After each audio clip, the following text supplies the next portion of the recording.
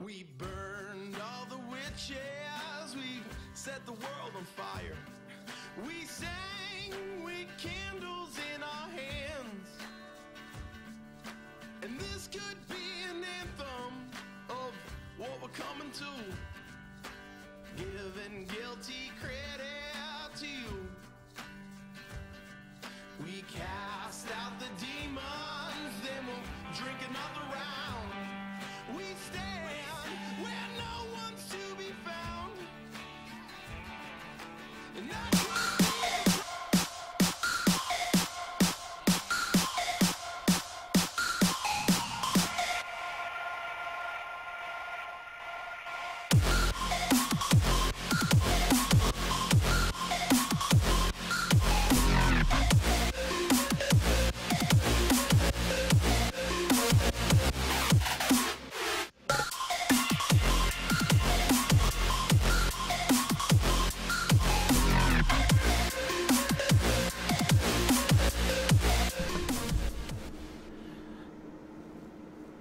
Good evening and welcome back to the Collegiate Star League. This is the Tuesday night fights, and it's Thursday night Dota. Wow, my week is messed up. But we're here. That's how much excited I am. We're here every Tuesday and Thursday, bringing you guys the best in Collegiate Dota. We got a big matchup for you tonight between CMU Scenario Boys versus Penn State, and I'll be joined all night long by my co-caster, my partner in crime here for the CSL, Gorgon the Wonder Cow. How you doing tonight, sir? I'm doing well. You know, I'd believe you if you told me this was Tuesday nights again, just because of how long we have to wait for the servers. It seems like a pretty consistent thing lately, but hey, we got in. You know, it is what it is. I will shelf my complaints because I'll hope that this new low priority change that they just put in is going to change the face of Dota forever. That said, let's talk about these two teams briefly. Both of these teams are in the North 2 division. Carnegie Mellon is the CMU group. They are a smaller team a lot of folks haven't heard a lot about, but they are 1-0 to start their season. Granted, they did go up against a team named the Langara College Feeding Falcons. So I don't know if maybe that means it's a pushover game. It seems pretty legit. They seem legit, yeah. That said, the thing I do want to bring up is Penn State is a little bit of an underdog in the grand scheme of sort of the North Division and possibly going to the land final. However, week 1, Penn State actually took down Pitt. And Pittsburgh was, if my memory serves me correctly, the runners-up at the CSL LAN last season. So Penn State came in with a very impressive win over a traditionally very strong team in Collegiate Dota. And not only did they beat them 2-0, Gorgon.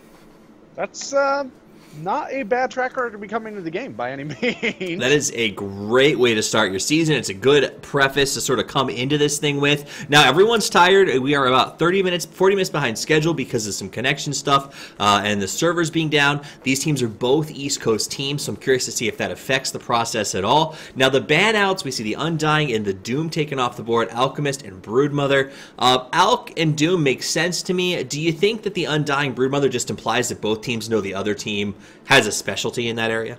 Broodmother is one of these heroes that if you can't counter her, she just wins. Right. She just wins the game. Congratulations. And if you can't counter her, she's complete trash. So normally you see the Broodmother ban come out in the 4th pick for bans, but what that implies to me is that Penn State isn't looking to really draft anything that will go in for that AoE. They're not looking to get the Earthshaker, the Ember Spirit, the Anti-Mage with the Battle Fury, or any of those typical picks to sort of dissuade their opponents from grabbing that Broodmother. You know, so yeah. Whatever. If they don't have another hero that they would rather take out that's higher in the meta, like a Queen of Pain or something, then sure, why not ban the Brood? Because if you know you're not going to have a counter for it, it will wreck you no matter when it was picked, right? Makes sense. Makes sense. Now let's talk to me a little about the picks that have come out so far. Well, we aren't really seeing anything that weird so far. The Lich pick is a little more uncommon. It's picked up in terms of pro games, recent pro games.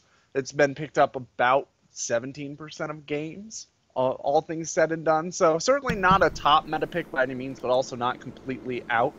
They recently made a change to Sacrifice, a really small, sort of nuancy sort of change. I believe they took away the enemy share of the XP that you get from sacrifice, which means that you don't have to fade all the way back out of lane to use it. Somebody correct me in chat if I'm wrong on that. I believe that's the change that was made. He's a good hero, especially in this metagame.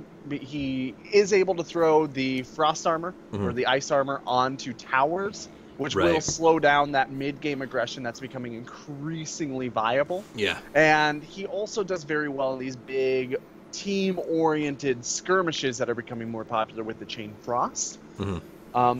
And he's really, really, really good in dual lanes. You don't normally see him in a tri-lane. He doesn't function in a tri-lane that well. Gotcha. But he's great as a roamer to come out in the mid lane, give us a very small mid lane advantage, and go to the off lane, try to reset the equilibrium there with the sacrifice. He does extremely well. I believe his win rate is over 70% in that scenario for Pro Dota this patch. Something in that rate. Like, he's very good in that specific type of draft. So expect these guys to kind of run a more laid-back farming safe lane.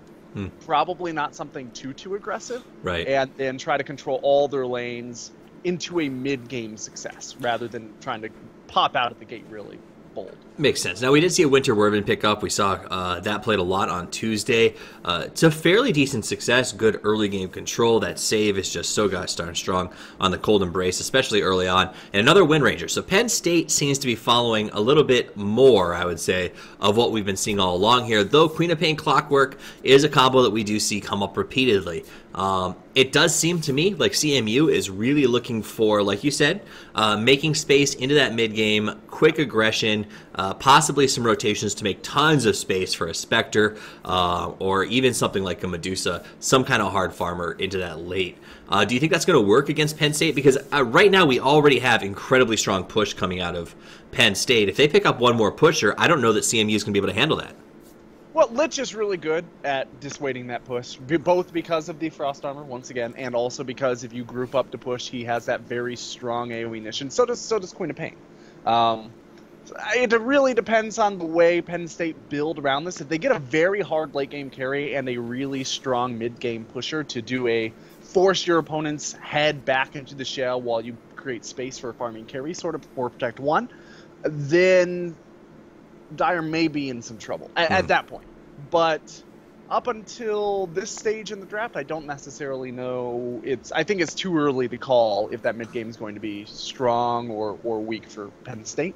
One thing that I will point out is that with regards to that Wind Ranger, a lot of the teams that we see here in the CSL have been following a very pub stat-oriented priority. That Wind Ranger is the second most prioritized hero in this patch, or at least this month on this patch, with a 28% pick rate in just general games across all skill levels. She is not picked that much in Pro Dota lately. She's only got a 23% pick rate for pro games in the last 10 days. Right, so pro players don't really prioritize her as much because the way that you really counter out that Wind Ranger is through very strong teamwork and coordination. You grab her with a stun, you barrel through her. At a more pub level of play, she's much more slippery and more difficult to deal with, and the amount of damage that she can output on a single target, it really puts the pressure for communication on your opponent. You need to be able to preserve the life of one hero in the face of that Wind Ranger and kind of kite her out with that juking in, juking out of the battles oriented teamwork that you just don't necessarily see at this level of play. Absolutely. Now, I do think the Clockwork will work well to counter her a little bit in the terms of sort of being able to force her away from a target. I do want to point out that over in Twitch chat, Vector Hacks has said that he is familiar with the CMU team and that they are known for having a very good broodmother. So if that's true, that does speak to Penn State and their preparation for the tournament, taking this thing very seriously. We talk about those of you guys who don't know, who maybe it's your first time here at the Collegiate Star League. There is $15,000 in scholarships on the line for the top teams in this league, as well as an invite and a trip to a LAN final. And the location is undisclosed. We got a very long season. We run all the way till the end of the year. But the top teams get to go to a LAN final, get a chance to have that experience, and get to see some Major League scouts who come out to check out the players at these events. So a lot of these teams taking this very seriously, as if you want to make that transition after college to potentially going to pro position, this is a great way to have a chance to sort of show yourself off. Dazzle picked up by CMU. How do you think that a Dazzle... lot of intelligence in this game. Yeah. 6 out of the 7 heroes picked so far, intelligence heroes. If Penn State really want to throw a wrench in CMU's draft, they could just pick a Nyx off lane. Go standard, old school Dagon build. It would wreck everybody on CMU except the Clockwork. And even him, once the Dagon got up level high enough, Clockwork wouldn't be able to handle it. It really wrecks havoc with the Dazzle. Unless he's got just absolutely lightning fast reaction time. The kill comes out before that shallow grave is even able to get out. Lich often has to kind of fade back and farm out creeps in the jungle by himself in order to catch up, because he spends so much time in those dual lanes traveling so that he can sacrifice for lane equilibrium. He's a very easy pick in the jungle. Queen of Pain can blink away, but if you come out, once again, it's a reaction time thing. Most Queens of Pain at this level are not going to be able to blink away before that stun comes out. A Nyx would just be devastating here. Looks like Penn State's going to go for the Tidehunter and try to shore up their team fight instead. That tells us a bit about their strategy. I expect a very hard carry like an anti-mage to be coming out for Penn State. Yep. And I think that Penn State has a really great lineup to allow that, right? Like you said, they have some team fights to take those engagements. They also, though, have enough push, enough lane equilibrium control in all 3 of their first picks that they can keep that farming space available to something like an anti-mage. So that's why I think you're right. I agree with you. I expect Penn to put that into play. That said, I'm never surprised to see something off the wall come out in games like this. We do see Slark was banned out, PL, the recent ban, and now an anti-mage. So Penn's not taking anti-mage, and apparently CMU thought the same thing that we did, that maybe they would go for some sort of hard carry. They need a little bit of space to get up off the ground, and they ban out the PL. So with the AM and the PL off of the books, what do you think Penn State's looking at now? Penn State's probably looking at a Gyrocopter. It fits very well with the Tidehunter, the call down on top of the Ravage, in addition to the potential synergy with the Winter's Curse, although that timing is a bit more difficult than people give it credit for. Now that Winter's Curse gives everybody affected except the target 70% damage reduction, you don't actually want to plop the call down right on top of it, nor do you want to use the flat cannon during it. It's really nuanced timing on that, but it does group everyone together so that if you do time it right, you get that huge burst, you get the huge movement slow. And if there's a evil cackling lightning coming in behind me... Wow, that was pretty good. Yeah. What do you think about this Huskar pickup? I am a little bit worried about it. I just hit an apartment building across the street, actually, because like 3 car alarms just went off. Sorry, I'm totally distracted. That's fine, guys. By the way, Gorgon is in the middle of some sort of crazy storm, so if we lose the Wonder Cow at any point, forgive him. He'll try to come back. I will just carry the load by myself until he makes his triumphant return. But what about this Huskar pick? It seems to me he's a hero that does obviously suffers greatly if he gets stunned or a long stun after an engagement moment. It seems like between Rubik and Windranger and Wervin able to sort of pull off the aggro, this is a risky pick for me.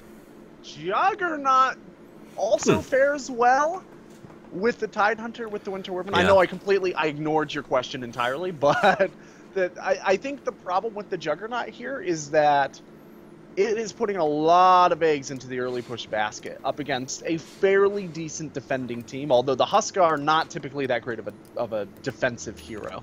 Doesn't really benefit that much from being pushed into. He really likes to go out and get his kills, but Juggernaut goes late pretty well, but he needs a pretty large kit in order to really get going, which means he needs to have that tower gold momentum typically. That's an interesting pick. I expect he'll probably get an early-ish level of healing ward or 2 so that they're able to knock down those towers, but we'll see what the preference is. All right, so as the game looks like we might have our first fight on the top rune, we'll do some quick introductions. For the Dire side, we're going to have Beavis on the Queen of Pain. Kim Jong will be on the Dazzle. We're going to have Venom playing that Huskar. Durkian is going to be playing the Clockwork, and it's going to be Spider bringing up the last pick for CMU. That's Carnegie Mellon University on the Lich. All right, here, and for PSU on the Radiant side, we've got Zizdigz taking the Tidehunter. QQQ is going to be spinning around on the Juggernaut. We've got Hunayi 11 running around on the Wind Ranger, and Tuboshu 1222, otherwise known as Tuboshu, chilling out on the Winter Wyvern. And last but not least, Amuru is going to be taking that Rubik. And that's the buzzer. Both teams move forward very quickly. CMU moves backwards even faster as PSU brings in the entire horde to push them back. So the bottom rune will go to Derek Yan on that clockwork, and we're going to see Wind Ranger pick up the bounty as CMU realize they just could not take that fight at this stage of the game. Interestingly enough, Dazzle has gone into the Shadow Wave first instead of what I think is a little more typical of a Poison Touch as the first pickup because of the fact that he had to make sure that just in case an engagement went wrong, he could bail somebody out. Yeah, especially down there by that rune, it's not worth having the first level Poison Touch unless you know you'll get a kill with it. The Shadow Wave, when you see that much potential for pain and horror, you definitely don't want to go into that situation and then be the Dazzle who didn't pick Shadow Wave, right? Right. Be the Dazzle that let teammates die for nothing. Now the last hit tonight chart is up for you guys to keep an eye on as we look at these matchups. 3 lanes. We know how the laning is going to go. Is there one lane that you think is going to be incredibly important to either of these two teams, or is it going to be about getting the majority control? I would watch the Lich, honestly. Wherever he's going, that's what we want to keep an eye on. He is going after this dual lane as expected, probably around that 3 to 4 minute mark. He'll rotate over to mid at some point to help out there as well. Wherever he is, that's probably going to be the central point of aggression for CMU, and I don't think PSU really have a lane where they're going to want to be over aggressive here. Potentially that mid lane, if the Wind Ranger is able to land a couple of good power shots into a shackle shot, she might be able to get a kill here. But otherwise, they have a tri-lane, but it's into duel, so they're probably not going to get a kill there. And the off-lane Tidehunter is almost certainly not going to be able to get a kill. Up on top, Dazzle goes ahead and gets the first lane pull, doubles it up, and does a nice job of then going forward and de-warding Tidehunter. And our big green watermelon is actually sitting on top of 2 tangos, a salve, and 4 tangos, a salve, and 2 mangoes up here on the lane. So he's worried about that flaming spear damage, it looks like. Yeah, and there's really no reason to not be scared of that. That is a very effective way of zoning somebody, right? Yeah. Especially a solo offlaner.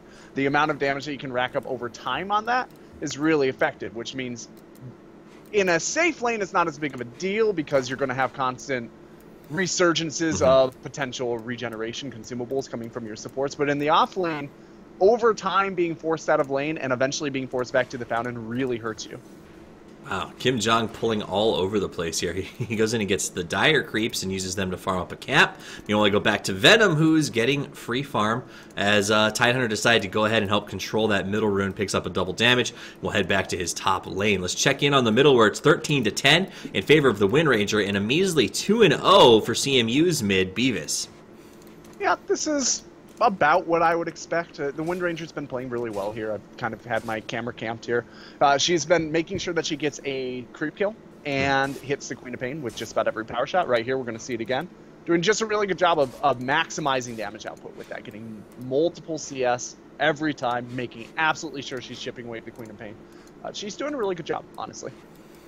All right, now we got looking down at the bottom position. Spider still down there on the lid. She said we'll keep an eye on him as he's sort of making sure Derek Yan has a sort of okay lane. He's 6-1 up against this Juggernaut, and they're kind of spreading the XP out a little bit. Do you think it's time for Spider to start rotating, or is this lane going the way that they want it to? It's a little early for the rotation right now, I think, into the tri-lane. It's very clear that PSU is not rotating around, and that's honestly by itself very key, right? If the Lich stays here and makes these supports feel compelled to stay in the tri-lane constantly, where they're not going back and doing massive stacks, they're getting maybe 1 camp stacked, and that's exactly what's happening. That means there's not going to be kills in their other lanes. It's well worth the Lich's time, especially since they're getting bonus experience out of the sacrifice, just to keep any potential kills from happening for PSU. Look at the level difference right now between the Wind Ranger and the Quap over in the mid position. Yeah, she's been doing a really, really, really good job. This is more dominating than this Wind Ranger should be, honestly. Yeah. But she's, like I said, she is playing individually very well. Very, very well, absolutely. Got that bottle up, still has a salve on for additional healing and just harassing Beavis pretty aggressively and making sure that she has complete rune control up in that top position. Amuro is going to go down and get himself. He's going to the bottom rune, gets an invisibility, so helping with the control. It ends up paying off as he now rotates around behind. They might be able to utilize this to go on someone, and they're not. He'll just kind of stand there, utilize it to protect, maybe zone out the clockwork just a little bit more. Keep an eye on him. Yeah, But so far, root control's been great. PSU really seems to sort of have this early game going the way that they want it to. Really, in a very big way, because the Lich not rotating out for the rune, very hard to rotate out for the rune out of the top lane, first of all, because you either have to push out. Oh. Derek Yan's going to go for the TP. In they come. Picks him up. Throws him down. Tosses him into the spin. That buff spin on QQQ is just too much, and that'll be the first blood. Clockwork goes into the trees, and there's nothing Spider can do to save him from... He was essentially boxed out, surrounded on all sides. PSU closes the vice and pops Clockwork. Why didn't he cogs before he TP'd? Good point. You know? It's just one of those... He probably thought that they would never get to him, right? Yep. But... That's really rough, because now you have a mid lane matchup which, at this stage in the game, should be going your way. The Queen of Pain, right about now, should start tearing away from the Wind Ranger. Within the next minute, she should be, on average, 6 to 7 CS ahead, and she's way behind at this point. The Wind Ranger got such a good start from that level 1, level 2 advantage that she has, that the Queen of Pain hasn't been able to catch up. Now you've given up a kill in a dual lane, which is really not what you want, and you've not been able to achieve anything in the off lane by forcing out the Tidehunter, who's actually managed to make it to level 4 with absolutely no trouble whatsoever.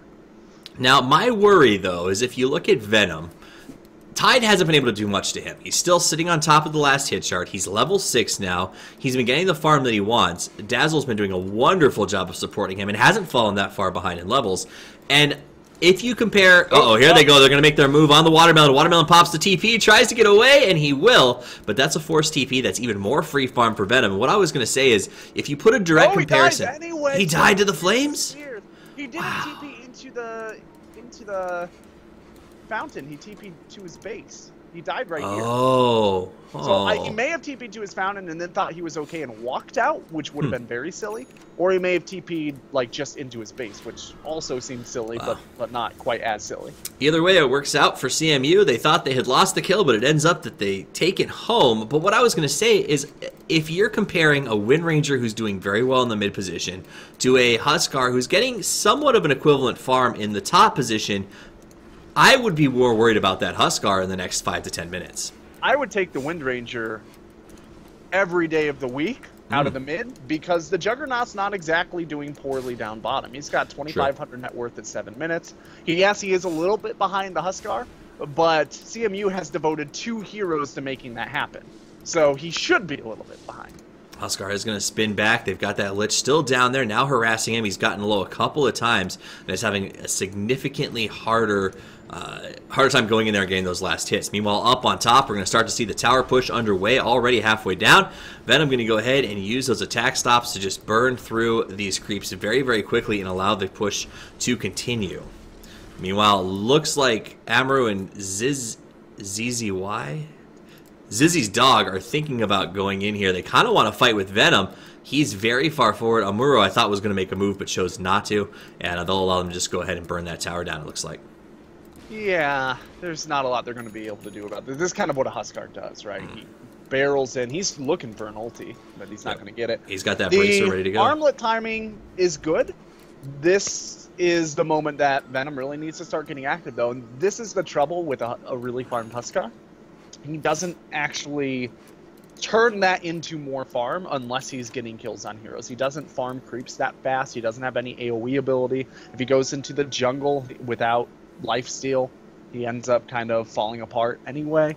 So it's okay if you give him a bit more farm than your farming carry if you're not giving him kills. And right here, you see him going in for the kill. There it is. Makes the move. Goes in the Watermelon. Pops the TP right away. Hopefully to base this time. He did it again. He TP'd outside of the base. He's not double-clicking. He's targeting.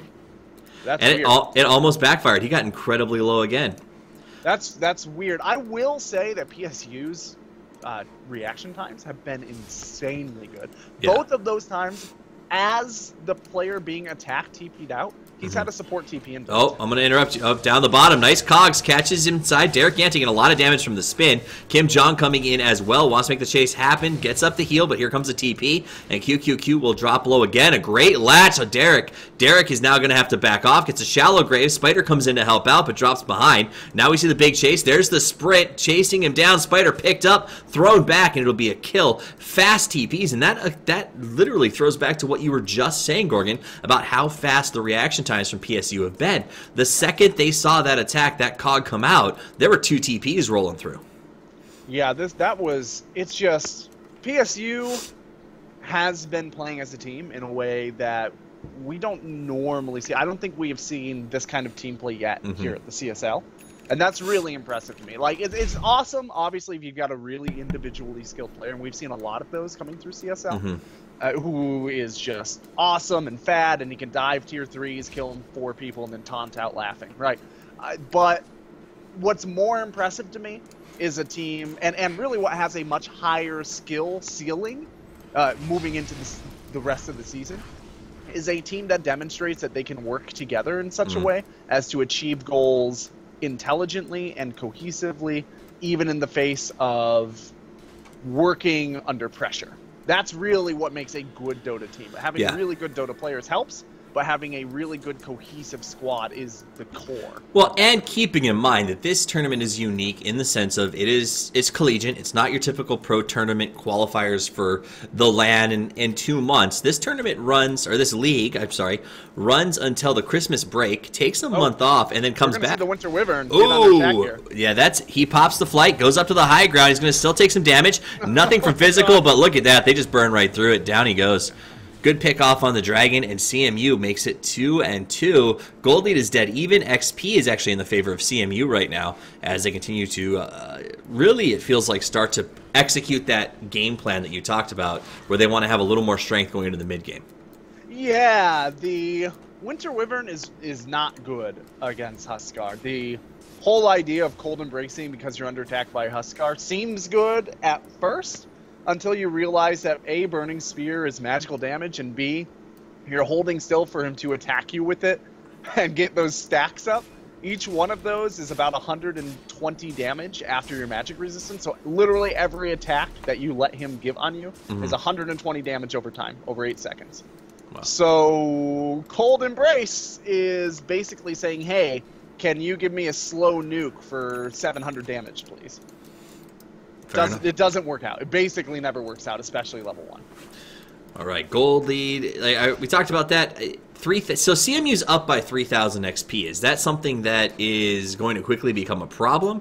Where's all that experience going right now? Hold on, actually, Venom looks like he wants to maybe go here. Sees Han, goes attack. Nice shackle. Wow, the latch plays because of the creep that was there. Venom drops low, toggles the bracer, turns back around because Beavis is here to help. And it looks like they might actually try to chase it. Venom very, very low. He's got that incredible damage output.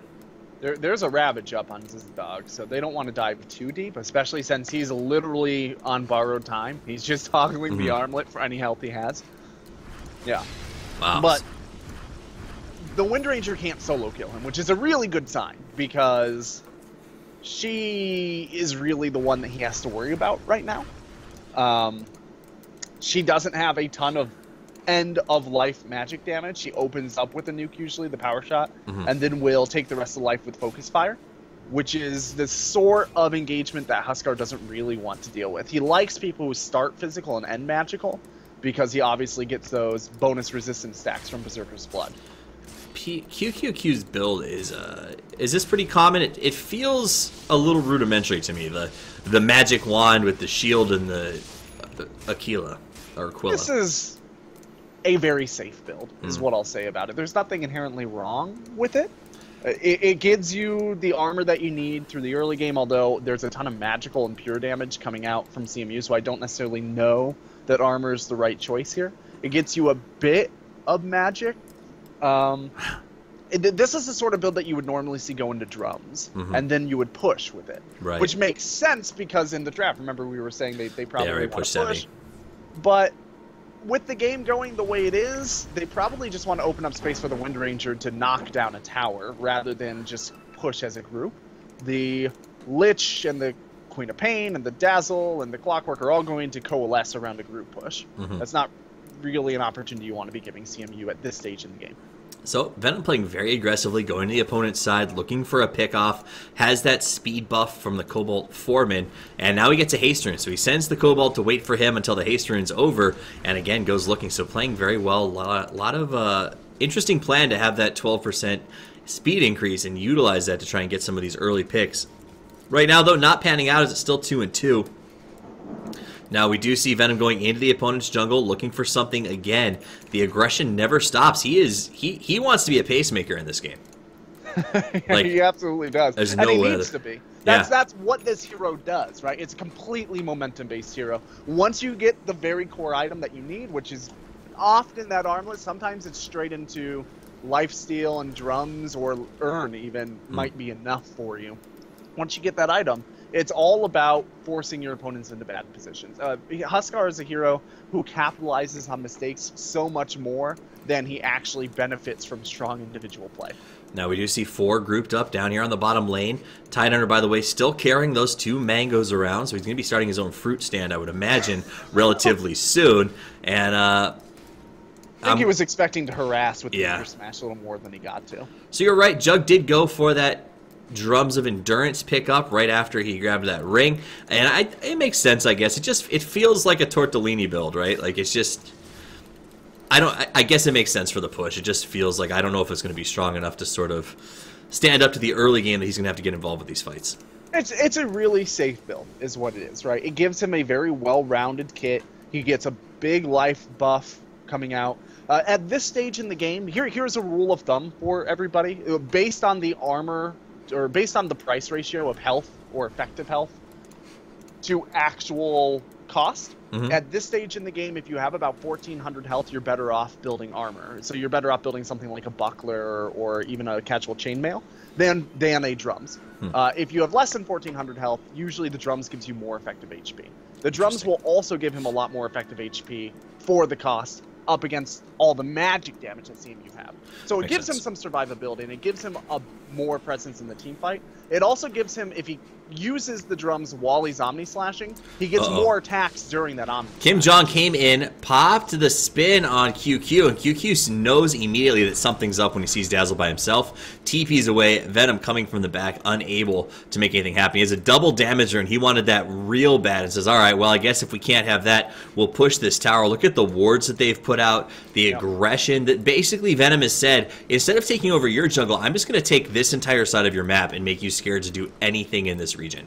Yeah, but look at what PSU managed to do. Exactly what I said. Wind Ranger managed to push down a mid tower by herself while the rest of the team was kind of running around chasing ghosts. It works out. I honestly, I don't say this that often. I would have rather seen a just straight Battle Fury build coming out of this Juggernaut.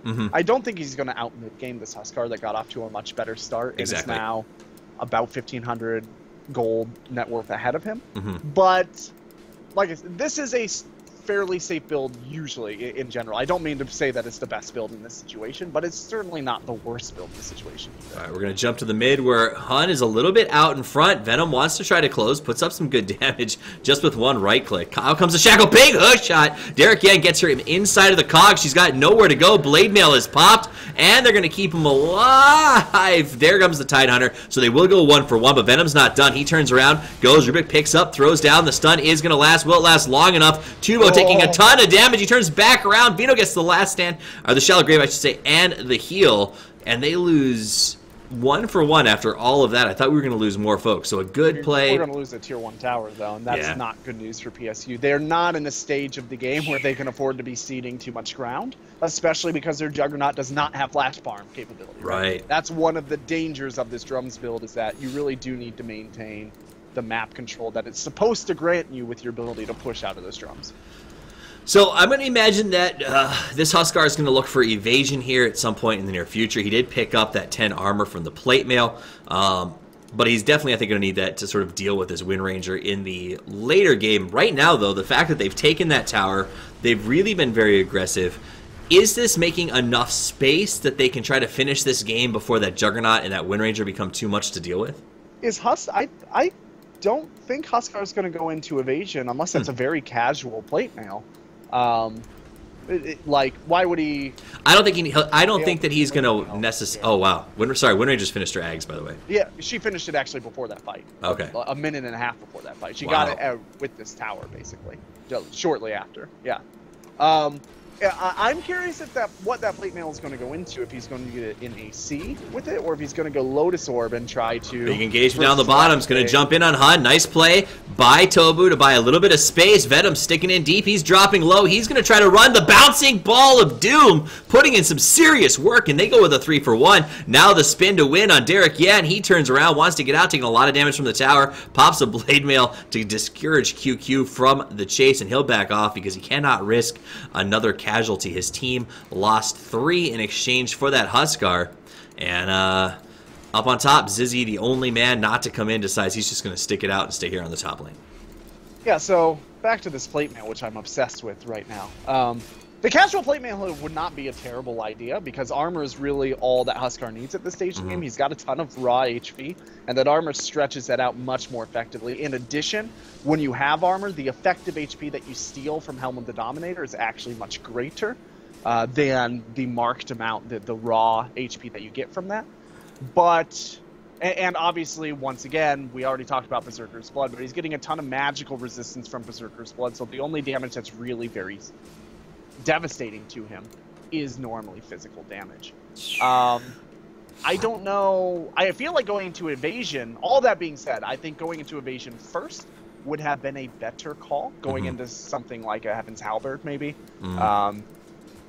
Just to effectively reduce that damage from physical attacks anyway, right? The plate mail is 1,400 gold that could have gone towards his collective item, which makes me think that he's going to go into the Lotus Orb, which I don't think is a very strong pick here. I think it's kind of a trolley pick. He might be going into an AC instead. Now he is probably feeling pretty confident. He's up significantly. If you look at the actual overall team net worth, it's 5,000 gold to CMU and XP of 7,500 to their favor as well. So they can definitely feel that momentum favoring them. But again, you have to worry about a Wind Ranger who's got an Ag Scepter ready to go. She's probably, I would assume, going to go Blink Dagger after this. Nope, she picked up a Null Talisman, so... It looks like this is going to be a Shiva's. Yeah. Is what it looks like. And the reason I say that is because he's almost to 2,700 gold, and he probably would have bought a next component now if it was going to be anything else.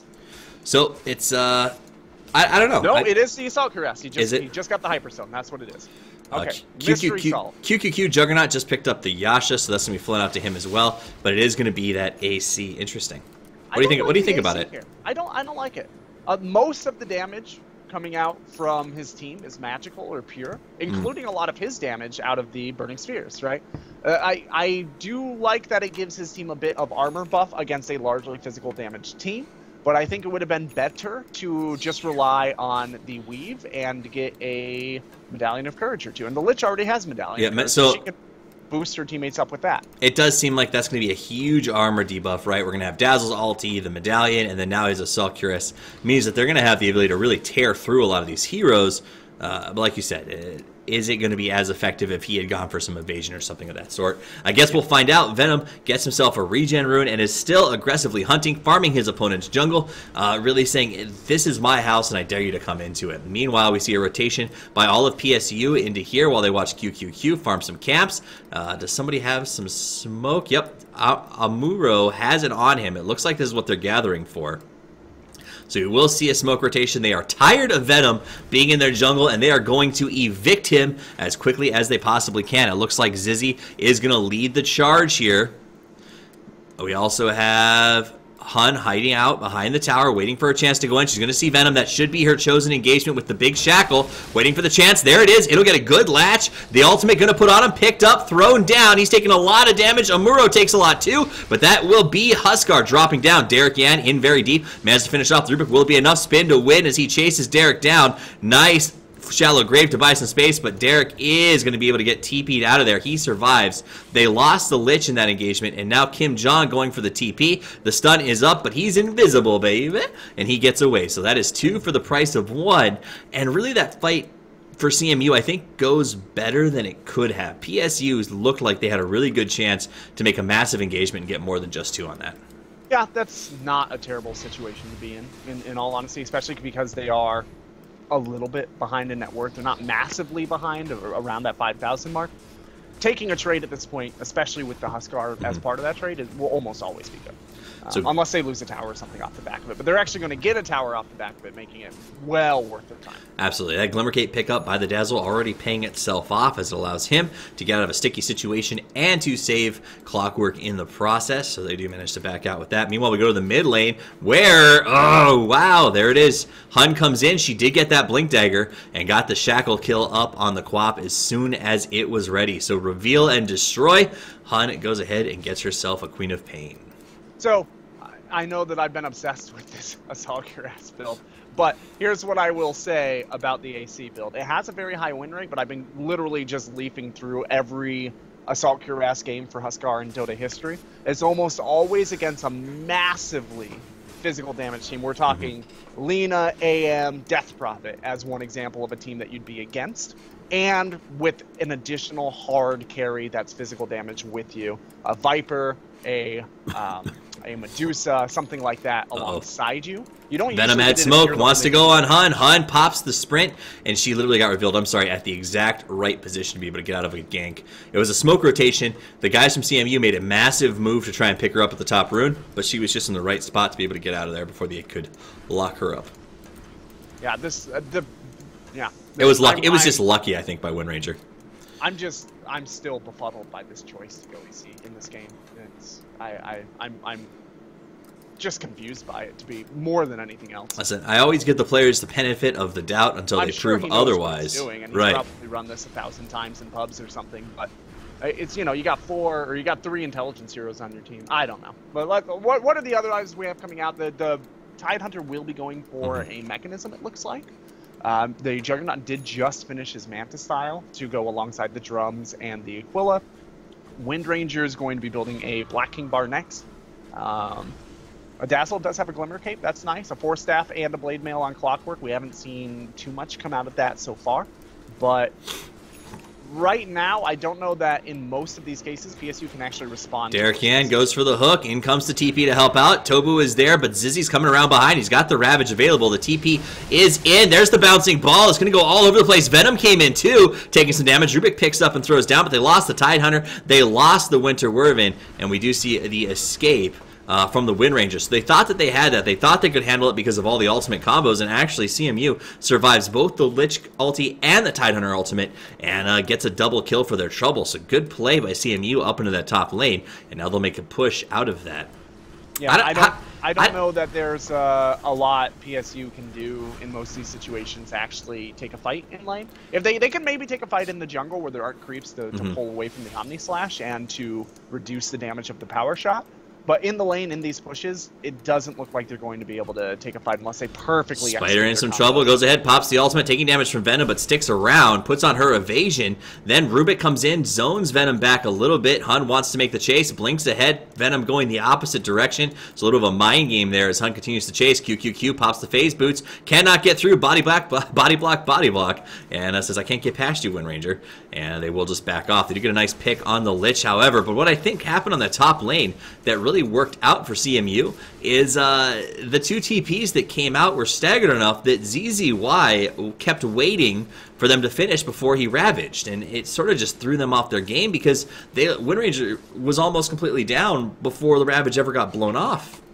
Yeah, the timing was not really quite there. Speaking of timing, Assault Cuirass is done, and we're going to see a kill in bottom lane, just casual. Casual kill. And a focus fire kill, yeah. Yep, so she gets the blink. Should not have been there by himself, though, to be honest. I mean, he died right here by himself. Yeah. For no apparent reason.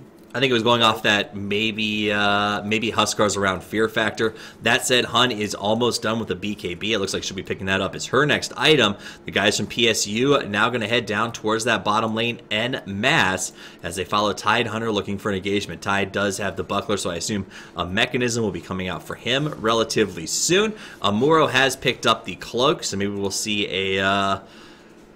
well, what is he going to turn that into? I assume it'll be magic. I assume that's, yeah, that's, wait, what, a cloak came out, that's going to be a pipe, right? Right. What else would it be? What? For some reason, I couldn't remember Pipe of Insight is the name. I was thinking Magic gotcha. Resist in my head. You confused the hell out of me. No, I literally brain farted and was like, Pipe of, what the, oh no. That's true. either one is fine here. I think the Glimmer Cape's better, honestly, in this particular situation, but it could be the pipe to just make sure that the Chain Frost does nothing. The reason I think the Glimmer Cape's a little better is because it helps people get away from Huskar, which is kiting him out is going to be the only way you're going to kill him at this point. With that much armor, the one really nice thing about the AC is that with that much armor, what do? He's got a Dazzle behind him. He's barely even vulnerable to any type of damage at this point. So we see a smoke assist as they move Venom into the Roche pit, start working there. It is worth noting that Quap has finished up both the Ag Scepter and the Orchid of Malevolence, so that she's going to be looking to sort of get in here and put out a lot of damage early on in these fights. All of Radiant knows that they're in there. They're coming around. QQQ shows first. Venom wants to go on him. He has his ultimate available. There's the Glimmer Cape, well used by Kim Jong. Comes back, big weave. Ultimate is up. Venom dropping low, taking a lot of damage. Big Ravage, good. Shallow Grave, will it be enough? Because here comes the Quap. Boom goes the Dynamite. Down goes the Tidehunter. Down goes the Wind Ranger. Juggernaut's going to go down as well. And what a play by Vivus to come in on the backside, get a huge Sonic Wave combo, and with that Ag Scepter, it was just too much to deal with because all 5 of PSU were knocked out and they gave up the Aegis. That is a gold swing, mi amigo, of almost 4,500. I'm bad at math, but I know that's a heck of a lot, and not what you want to be giving up alongside of an Aegis. Yeah, that was very close to swinging their way too. They almost killed the Huskar, but they did not get the Dazzle. At least as far as I could tell, they did not get the Dazzle in the Winter's Curse, and he ended up being able to get the Grave off because of that, it looked like to me. I was a little distracted looking throughout the fight, but like I said, this Huskar is essentially impossible to kill unless the Dazzle is gone. If the Dazzle's gone, they can kill him if they have the Omni Slash, but just barely. All right, we're going to see the Rocket Flare grabbed by the Rubik. Venom going to take that tower without too much trouble. Besides, he's going to go for the melee racks. Lots of damage, gets the Glyph pulled out. QQQ thinking about engaging, a little harassed, coming back and forth. They try to zone that Venom back. They really don't want him in here, but he is determined to put the damage in on this tower. We're just going to pick him up and knock him down. In comes the spin. Venom taking a lot of damage, turns right back around though, says, I've got friends, I've got heals, I've got Aegis, and sticks inside. Lich ultimate is going to come out, bounces around, puts in an awful lot of work. Big shackle though as Venom gets tethered to Beavis, but they still can't seem to bring him down. He puts out the damage on QQ. Again, heals back up, and finally the melee racks will go down, and Venom's not done. He wants to go on range. Now he backs away. Big latch. This could be trouble. Venom and Beavis both taking a lot of damage. Venom, yep, they both are going to go down. So a huge shackle for Hun, and they lose 2 heroes for that melee racks. Yeah, if the Dazzle runs away, like I said, they can take him down. With the Dazzle there, they can't. Probably should have backed up with the Dazzle. That's basically the recap of the fight. You probably should have backed with the Dazzle.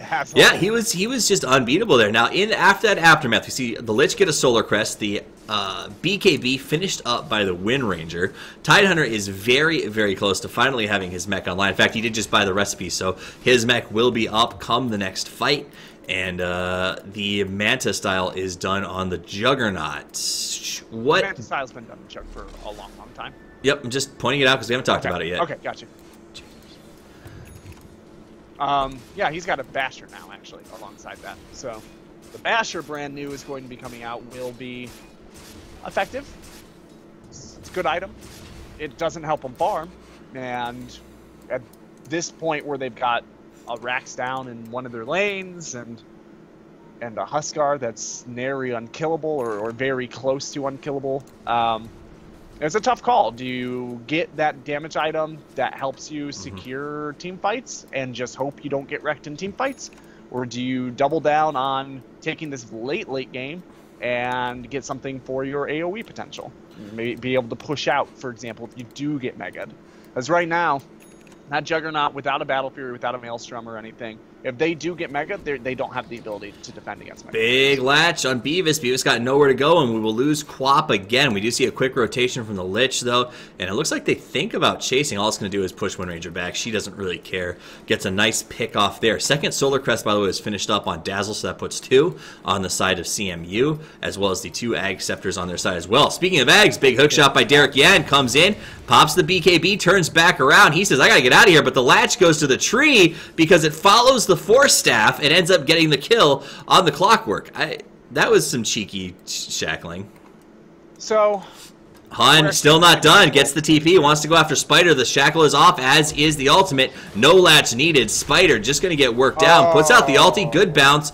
Bounces to the creeps, though, and that was actually best case scenario for them. And they're able to walk away from that.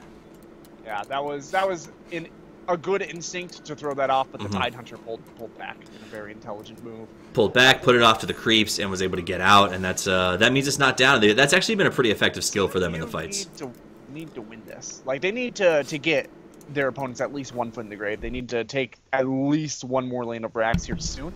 The double Solar Crest build on top of an Assault Cuirass, like, there is diminishing returns both to adding armor onto somebody and taking armor away because of the mathematical way that effective hit points work. I don't want to get too into the weeds on it, but if you've got a ton of hit points, adding more armor is always good. But if you've got a ton of armor, adding more armor is less effective than if you don't have a lot of armor, right? So the Huskar, who is the obvious choice to give armor to, already has 30 armor on him without the Solar Crest. And all of the targets for taking armor away are going to be affected by the Assault Cuirass in the fights for the -5 armor. So really, the Juggernaut is the only hero that has enough armor to even warrant being Solar Crested in the first place. Granted, you get the mischance in there as well, but Venom makes a massive jump onto QQQ in the mid, spins to get away, but he's taking a lot of damage from that right click. In comes the hook shot, goes to creeps, and Juggernaut will manage to get away to safety as he was he? I believe he was force-staffed, yep, by the Winter Wyvern. Up on top, Derek Yan looking like he wants to maybe get another hook initiation, and they're pushing right down this middle. They want to finish off that range racks very badly. Venom lays into it, is taking a lot. There's not much I think that PSU can do at this particular moment. They know that Dazzle's hanging in the wings. Venom will finish it and just walk away. So a good push by them. QQQ comes down and cleans up the creeps, and CMU will simply fade back into their jungle. I think CMU, I don't think that was the play for them. And now they're going to get counter-initiated on because there's the big Ravage. Venom's alone right now. Back comes King Jong. Does get up the hill. Big weave comes out. Derek gets a good hook shot to save Venom. He's now taking some damage, as is Derek. Venom putting in a lot of work. Bouncing ball. Oh my gosh, hitting just about everybody. We've lost the Rubik. We've lost the Winter Wyvern. Big jump by QQQ. Not enough to keep him alive. Good latch to buy some time, and Hun will back away, but they've lost 3 on the counter-initiation of the counter-initiation.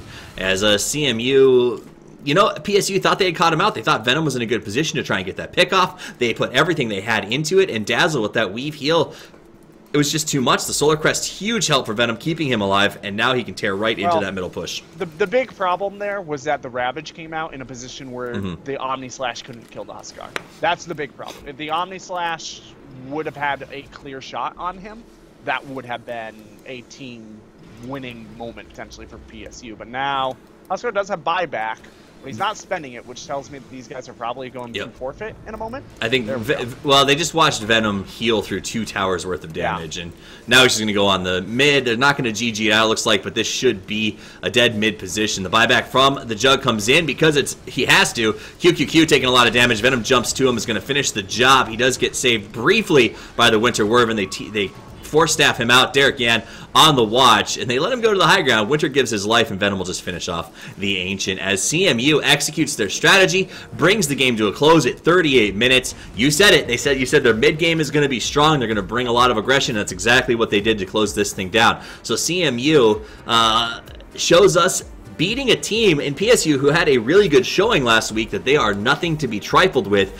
in this first game of a Game 3. My name's Toffees. You can follow me at Toffees TV, and I'm joined by Gorgon the Wonder Cow. Where can these guys find you? You guys can find me over on Twitter at The Wonder Cow, and of course a shout out to Derek and his fans, and Spider doesn't have any. Fair enough. Guys, we will be back very, very shortly with the next round. This is a best-of-3 series for the Collegiate Star League. We'll play some music and hang out in Twitch chat between the matches. We get the next lobby up and running. Stick around. Don't go anywhere. And as always, Toffees out.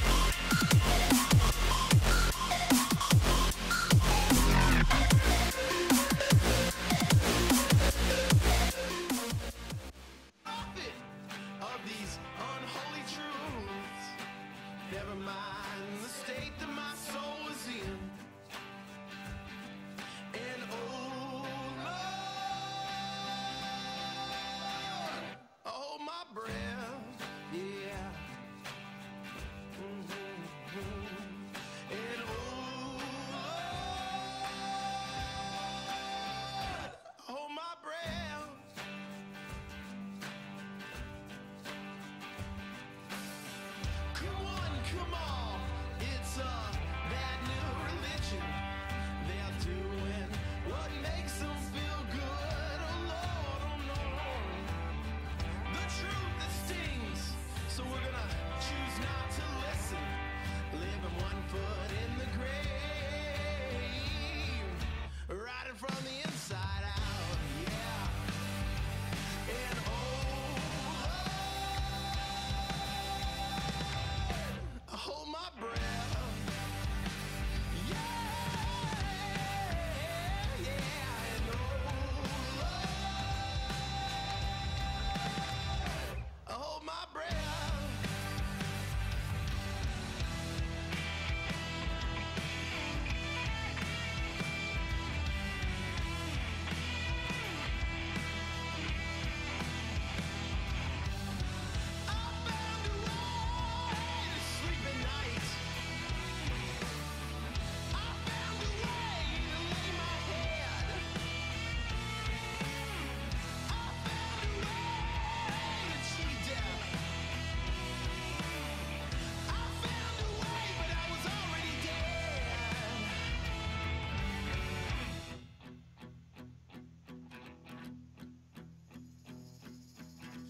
Let me tell you about a man that was scared, cause he never seemed to understand why he got old.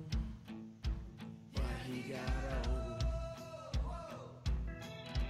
Let me tell you about a man that was scared, cause he never seemed to find that one.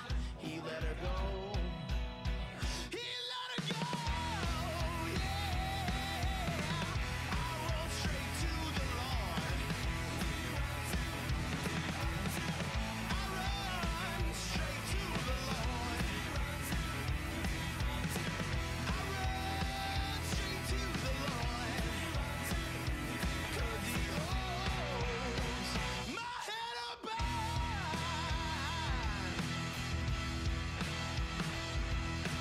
Oh Lord, I hold my breath.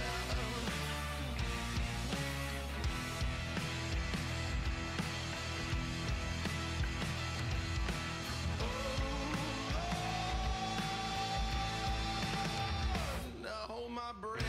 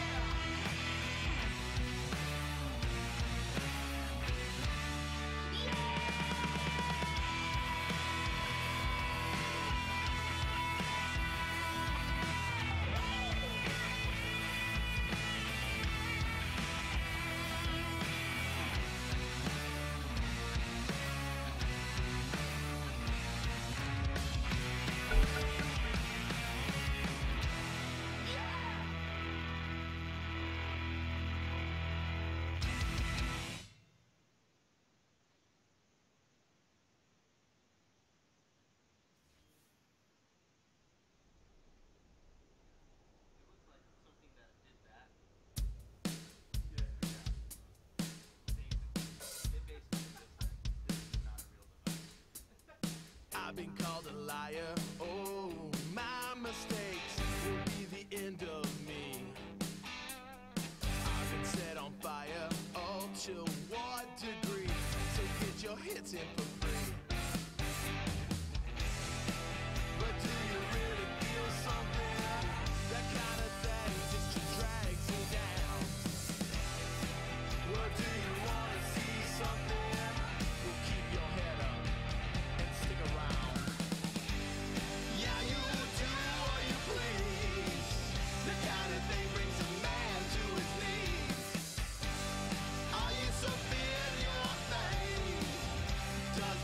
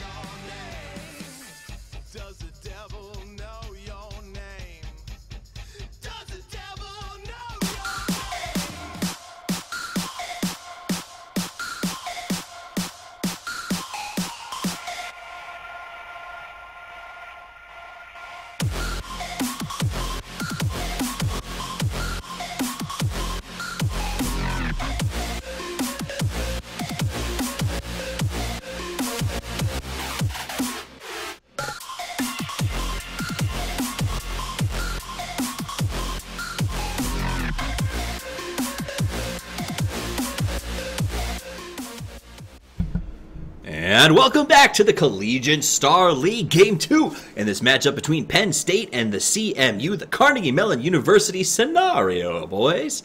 This time around, Penn State will be taking the Dire while CMU takes the Radiant side. And we're off to a fast start. My name is Toffees. You can find me at Toffees TV, and I'm joined by my co-caster tonight and every Tuesday and Thursday, Gorgon the Wonder Cow. You can find him at The Wonder Cow over on Twitter. How you doing tonight, Gorgon? What'd you think of the first match? Are you excited about the second? I'm doing well. I thought the first match was interesting. Looking to see Penn State raise individual decision-making a bit more. They had really great coordination and communication in the early portions of the game, but they just... It's hard to say it another way other than they straight out got outplayed throughout that midsection. Granted, CMU had a great mid-game team, and they played it to its maximum strength, but their builds were really pubby. Right. And I'm sure they know that those builds were really pubby. So for Penn State to not be able to at least put up a better fight than that, it just kind of indicated to me that maybe they're out of their depth in that game. So hopefully they've warmed up a bit. They're not going to tilt. They're going to come in with a fresh mind and really put it to their opponents at their A game. I think they might not have been prepared for the aggression that Venom brought to that match. Yeah. He was more aggressive than I think I've seen a Husker be in a while. Like him and that Dazzle made the most work. They really controlled that top area. They made a game very, very tough for Penn State, and I'm curious to see if we see something close to that again this time around. Speaking of aggression, Penn State grabs the Spirit Breaker, first pick Spirit Breaker. A very aggressive hero, works in a couple of different roles. Not usually something you see as a first pick. What do you think about it? I think the first pick Spirit Breaker is fine. You don't necessarily know where he's going to be. He's certainly not an unpopular hero, and we've seen a lot of pro teams just maximize the potential of this hero in a way that tells you that aggressive teams can benefit from him a lot. If you've ever watched Vegas Squadron run Spirit Breaker or Ninjas in Pajamas, they have, I think, 100% win rate with Spirit Breaker Darkseer as a combo right now. Hamskin Spirit Breaker is insanely good. It's almost, I think it's almost as good as my Spirit Breaker. So it's phenomenal to see them play that style, and it works with their style, right? It's a very aggressive hero, and honestly, Penn State felt like they wanted to be aggressive in the last game, especially with some of those Wind Ranger plays, the way that she really took it to the quap. The problem was CMU just came out faster, came out harder, and made Penn State just sort of try to figure out, where do we find farm? What do we do with this Juggernaut who did not build Battle Fury? Where do we go from here? So maybe this is Penn State's answer, saying, listen, we can play just as aggressive as you guys can. Watch, wait, and see what happens. We get the Disruptor to come out as well. I love Disruptor. I think he's a good pick. I think he's an underrated support right now. I think he does a great job of pace control. And I think that that's what they realized in the last game, is they had no answer for CMU's superior pace control, and I think Disruptor could provide a good portion of that. Disruptor does not pair well with the Spirit Breaker, though. Right? But they're not. But like, you wants to go out.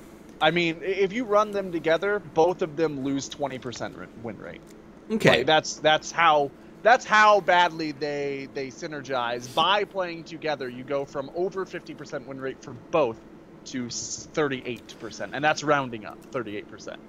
Like, they don't do the same things. A Disruptor tries to pull people back into the fight, tries to group people into that big silence. The Spirit Breaker is trying to spread everybody out so that he can single people down, bash them away from the fight, and knock them down sort of on their own. Really, the charge functions for the same point that the Glimpse does, so you're doubling down duty on that as well. I feel like running a Spirit Breaker in combo with a Disruptor is not going to be anywhere near as successful as if you had gotten an actual, like, aggressive support. Disruptor is much more of a reactive support. He's really great at having people move into him and stopping that momentum, resetting a fight in your team's favor. That's can be what Spirit Breaker does, but it's not typically what he does. We'll see. I think that this signals that Penn State is going to be picking sort of a spread lineup here, that they're not going to be wanting to take a ton of team fights early on. Disruptor, I think, will very likely be put into lane with somebody who he's just protecting, while Spirit Breaker, an aggressive mid, and another counterpart sort of try to create a space creating pace for Penn State. I think that that'll work pretty well. So Lifestealer is going to get picked up. He'll be able to farm. The Spirit Breaker. Yeah, he'll farm comfortably. He's got the Spirit Breaker delivery system, and it could be a lot of fun. I mean, the Spirit Breaker Lifestealer combos are always entertaining to watch. Yeah. The other thing, I don't want to harp on the point, even though I've been harping on weird points all night. The other thing is that the Disruptor, once again, tries to hold people in an area for a fight. But you don't necessarily want to do that into a Tombstone and into a Chain Frost. You don't want to have your teammates forced around these big AoE things and have your opponents kind of protected under the value of that AoE control that a Undying Lich will give you. So I don't think Disruptor is a bad hero. I am having trouble seeing it super synergizing here. Although I will say the Glimpse is very strong with the Lifestealer, because he gets kited, and the Glimpse is great at pulling people back into his Gaping Maw. I think that I feel strongly that Penn State is a good pick with that Disruptor. We will see. So I'm putting it on the table right now, Gorgon. This Disruptor is going to pay off. You're saying you don't love him. We're going to see who's right, and hopefully it's me, because then I can make fun of you. Lena picked up by CMU. Is she going to be played in a mid position, I assume? What's Lena been popular as lately? Because I remember a time when she was just a support. I mean, she has been being played as a support a lot now, too, but she's also played still in the mid lane, sometimes as a farming carry. I don't know the exact numbers off the top of my head. I haven't run them anytime recently, but I have seen just casually her in a variety of positions. It's hard to call. Right. With the Lich rotating around, I would expect the Lena to be more in the mid position. She doesn't safe lane support super well. She does harass extremely well with her long range attacks, but her stun is very hard to land. So if you are thinking about protecting a carry, or if you're thinking about the aggression that a Spirit Breaker Tusk is going to bring out, the Lena not usually the best at showing off that aggression, though she is great against the Snowball. So we'll see what CMU decides to run around. So much aggression. As you said, Tusk picked up now for Penn State, so another hero. Very strong. Obviously, that Snowball is going to, I think, come in handy for them in these fights. A lot of opportunity to sort of dodge some spells, get them in and out of some trouble. Additional engagement for the Lifestealer to bring him into those fights and avoid kites, to slow down, lock him in place. I mean, if you deliver a Lifestealer into an Ice Shard catch, there's not much that you're going to be able to do to get away from that. Unless, of course, you have a Bane who can just lock up the Lifestealer. I mean, the Bane can lock up the Lifestealer, but think of all the ways you have to cancel that. That's true. You have the Walrus Punch, you've got the Glimpse, you've got the Silence from the Static Storm, you've got a Bash, you've got a Greater Bash, you've got a Charge, you've got another Strike. And I think a Partridge and a Pear Tree potentially as well to make sure Lifestealer's life is miserable. So Bane, you think not the greatest pick? You think it's maybe a little bit off kilter? I think it's a fine pick, but you've got to be very careful with that Fiend Script, and I don't think that Fiend Script is really going to fly in team fights. I think that's a ganking Bane. Bane works well in dealing with aggression, especially for a safe lane carry. The ability to just throw somebody to sleep, unless you have at least 2 heroes attacking the carry, it is essentially impossible to kill them, because one hero will always be put to sleep, and you can just push off either an offlaner Spear Breaker or an offlane Tuskar, whichever one of those does take the offlane. They will get basically no farm because of the Enfeeble. So what that Bane brings to the laning phase is offset by how hard it is for that Bane to impact with the Fiend Script. The Fiend Script is good against the Storm. Yeah, so Storm picked into it. He'll be in the mid position, presumably. Lena is going to be a core, obviously, as is the Undying. So CMU needs to pick up something late game here, because right now, I mean, Lena's strong, but if they can lock her up or control her, I don't think CMU has the ability to go past 45 comfortably. So they're going to get a farming carry here, and I would like to see them get a mid-game strong farming carry. So something, what would I like to see them pick up here? They want something with a bit of AoE. They want something that is strong. Honestly, the Juggernaut that we saw last game could be all right. Sven. You don't want something... The Sven would be good-ish. The problem is you don't have any way to get this very mobile team together, so unless the Tuskar fucks up a Snowball, excuse my language. No profanity. These college kids are young. College kids can't handle the French. They're young. Unless he really screws up a Snowball, the cleave is not going to be that effective against a team this mobile that spreads out this much. And the other thing is Sven has a very big health pool, which is what Lifestealer wants. So you probably don't want a strength carry. Slardar is going to be the pick. That's okay. the Bash is nice. The negative armor is great against the Lifestealer. I don't have any problem with the Slardar. He goes into that mid game. He does not farm effectively, but once again, I think what CMU really want to do is they want to turn Penn State's aggression against them and really punish especially the Disruptor pick, but moving into the Tuskar pick as well, to some degree the Spirit Breaker. The Slardar probably will not punish the Storm Spirit at all, though.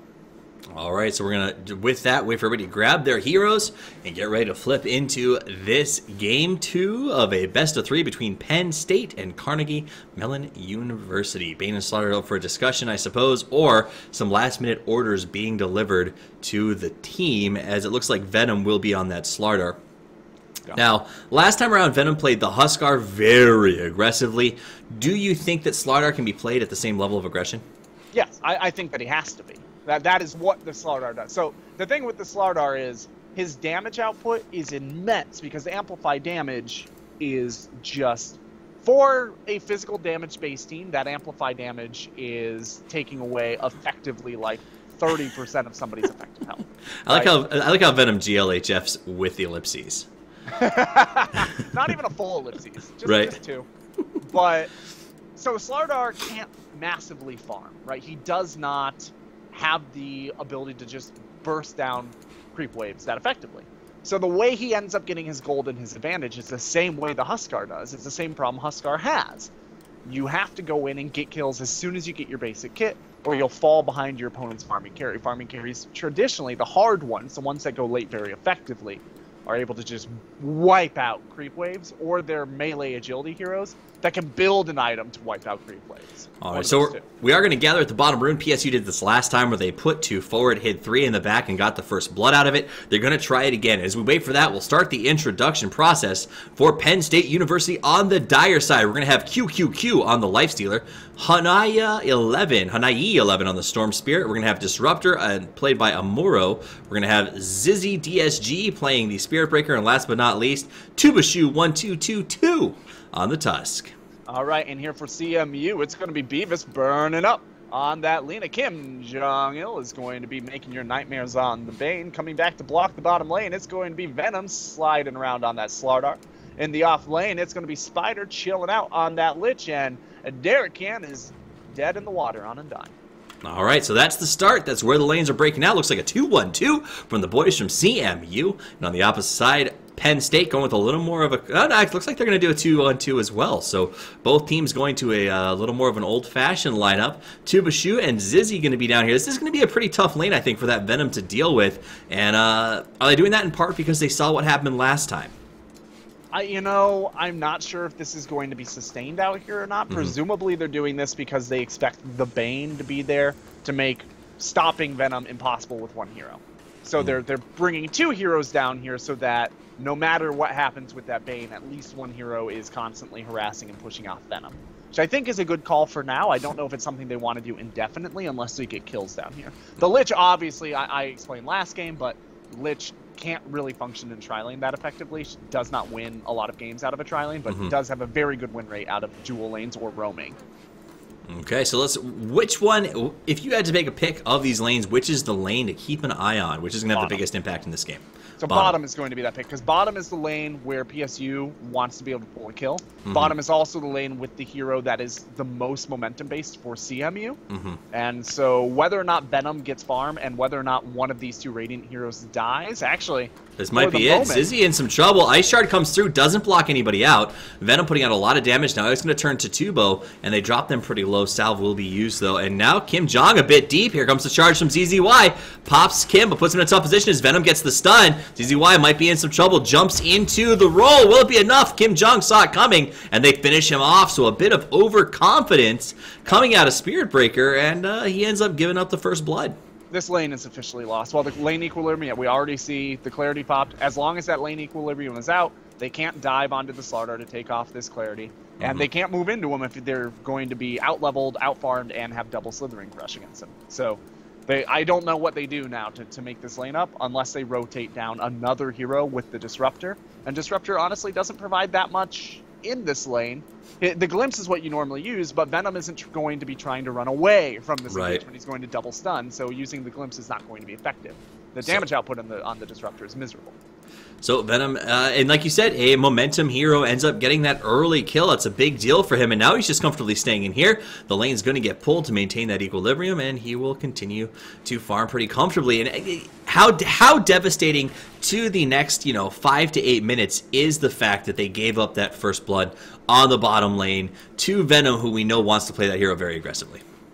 It's what this does to the lane more than the first blood that makes this so devastating. The fact that Venom is now going to be able to farm, the fact that all of Tusk's mana was used and he has no mana regen in the lane, and the Spirit Breaker is now underleveled so that he is not going to be able to deal with the aggression potential out of the Slardar either. They didn't even force out any regen on the Slardar, so now he's going to be able to salve up, because he's just face tanking creeps under the tower. Right. And he has the liberty to do that because he's so far ahead in his lane. All right, so if we look at the mid, we'll do some checking with the other lanes right now. Honey is 17-4. His name constantly stumbles me. Beavis, a little easier to say, is going to be 11-1 in the mid. I think that's because I grew up with Beavis. Over in the top lane, QQQ on that Spirit Breaker, or I'm sorry, not Spirit Breaker, Life Stealer is 8-3. So having a bit of a tough lane getting farm there because Derek Yan is 17-9.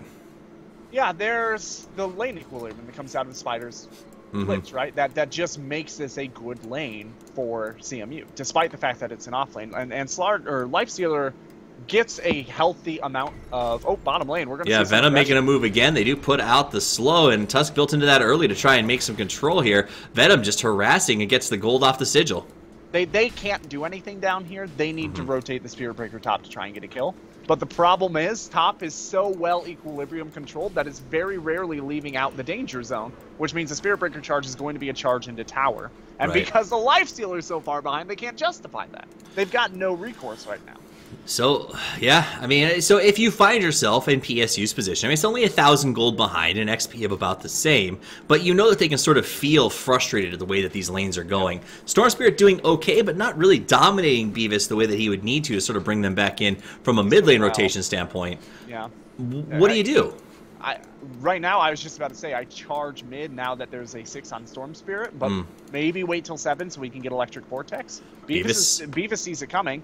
Goes by tower, back up, so now it's a wasted charge. But it's the right inclination. They need to make the Spirit Breaker work. He's only level 3, but sitting him in lane is not going to get him levels up against the Slardar, at least not at an effective rate.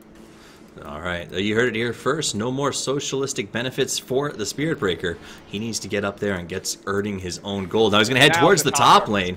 Here's the top charge. TP coming out. Their target is going to be on Derek Yan. Amuro doing a good job of trying to bait them, and he does. The stun will only hit one. Tombstone goes down. Spider taking a heck of a lot of damage, and he will drop immediately. They go after the Tombstone and finish that off with no problem. Get that free gold, and Derek Yan has to back away. So a good play, big rotation by PSU.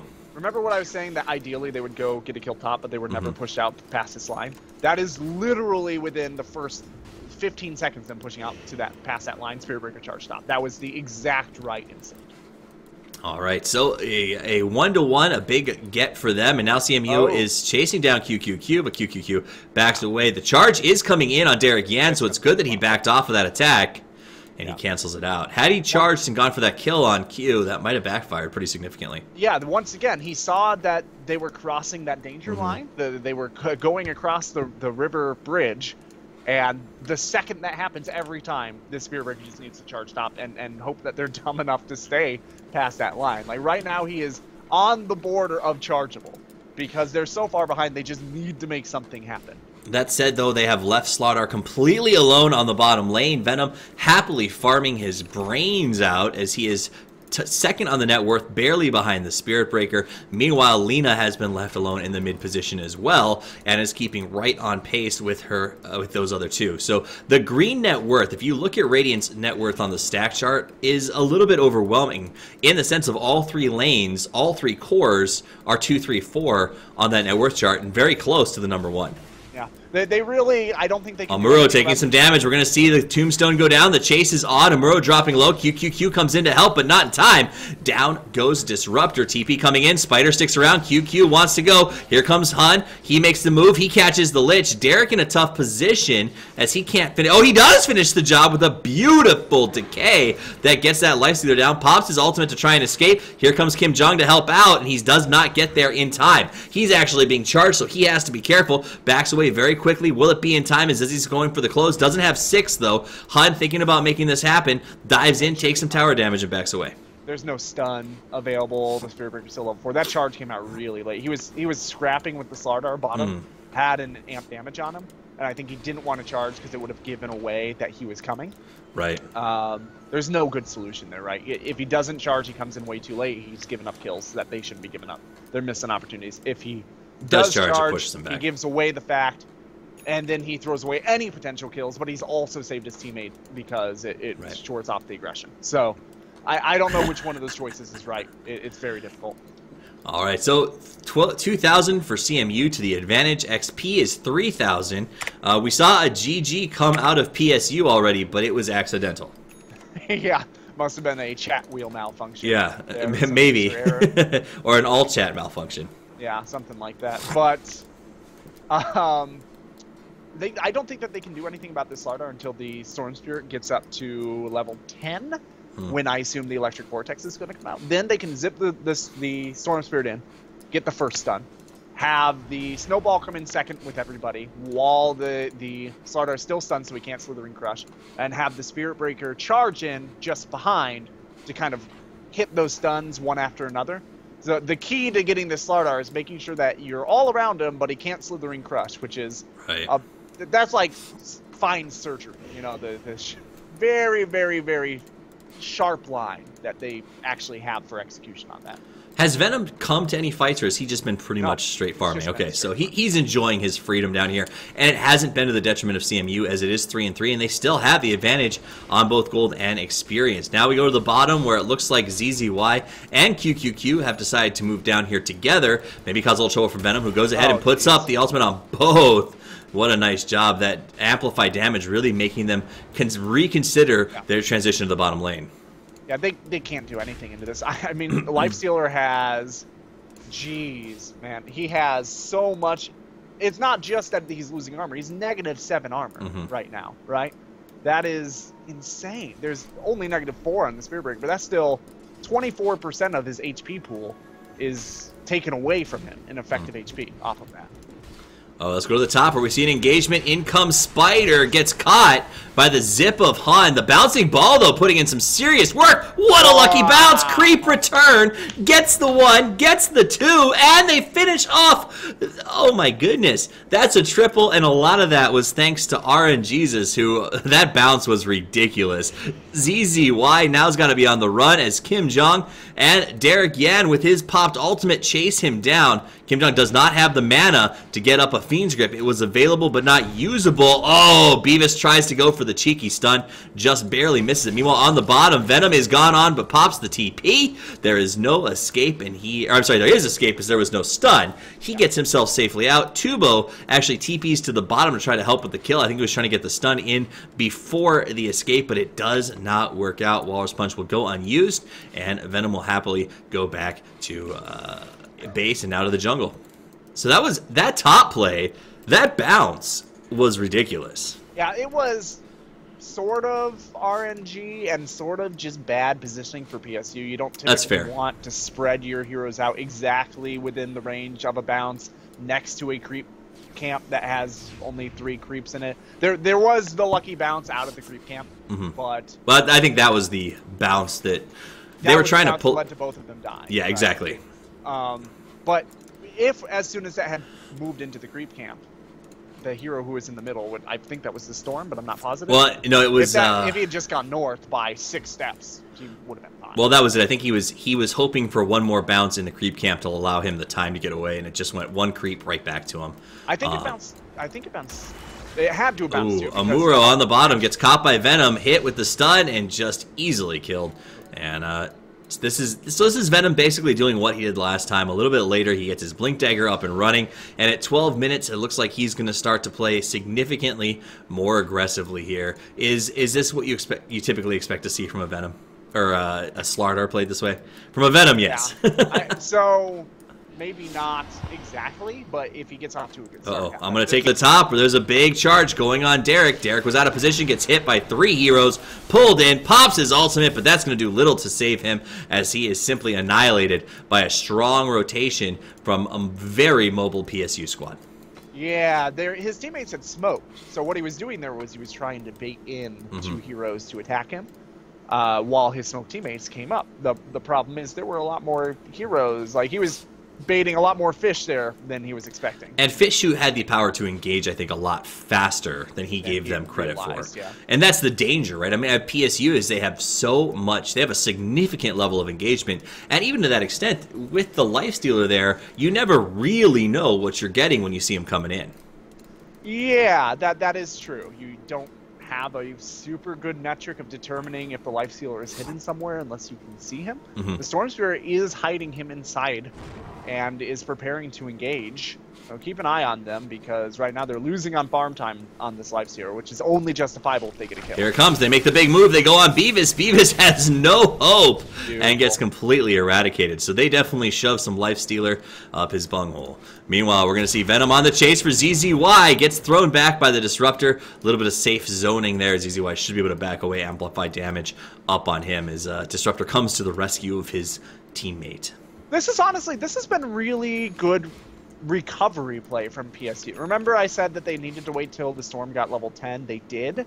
They waited until that Electric Vortex was up, and now they're going around getting kills. They're keeping eyes on the Slardar, and anywhere he goes, they just kind of fade away. They don't engage where the Slardar is, and that's Tubo in some trouble. Here comes Venom with the Blink, gets the stun up immediately. Tuss taking a lot of damage, goes into his Snowball. Tombstone is down. ZZY going to now make the charge. They want to go for that Venom. They get a pretty good attack and decide that they're just going to back away, or are they? As ZZY uses his ultimate, Kinetic Field comes down again. The bash, the stun, but QQQ's here. He pops that immunity to magic, and we do see the Fiend Script come out. It lasts just long enough that they can turn it back around. It's a 1, it's a 2, it's a 3, and it is a 4-man kill. And honestly, a lot of that, I think, came down to a really nice Fiend Script that lasted just long enough to allow the turn back. So, I was, as the air was passing through my lips, optimistically saying, they're not engaging where the Slardar is. This is very smart of them. They en masse charge into the Slardar, and they get 4-man wiped, and that will happen every time. And now, all of this offset net worth that they had achieved by making the Slardar get his gold the old-fashioned way by grinding down creeps into metal, right? That method is really bad for Slardar, but suddenly he's just shot up in net worth because they engaged on him.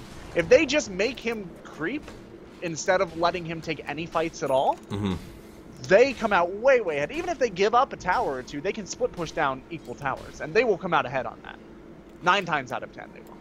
All right, so they're going to use those sigils for some scouting. It looks like they might want to go in on this. We do see a big charge, going to go straight for the Undying.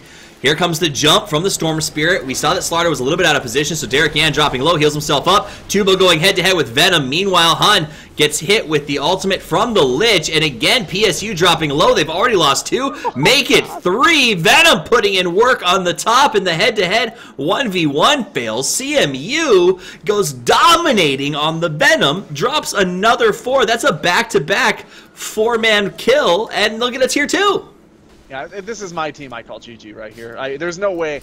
So few teams can even go through this without tilting out of control.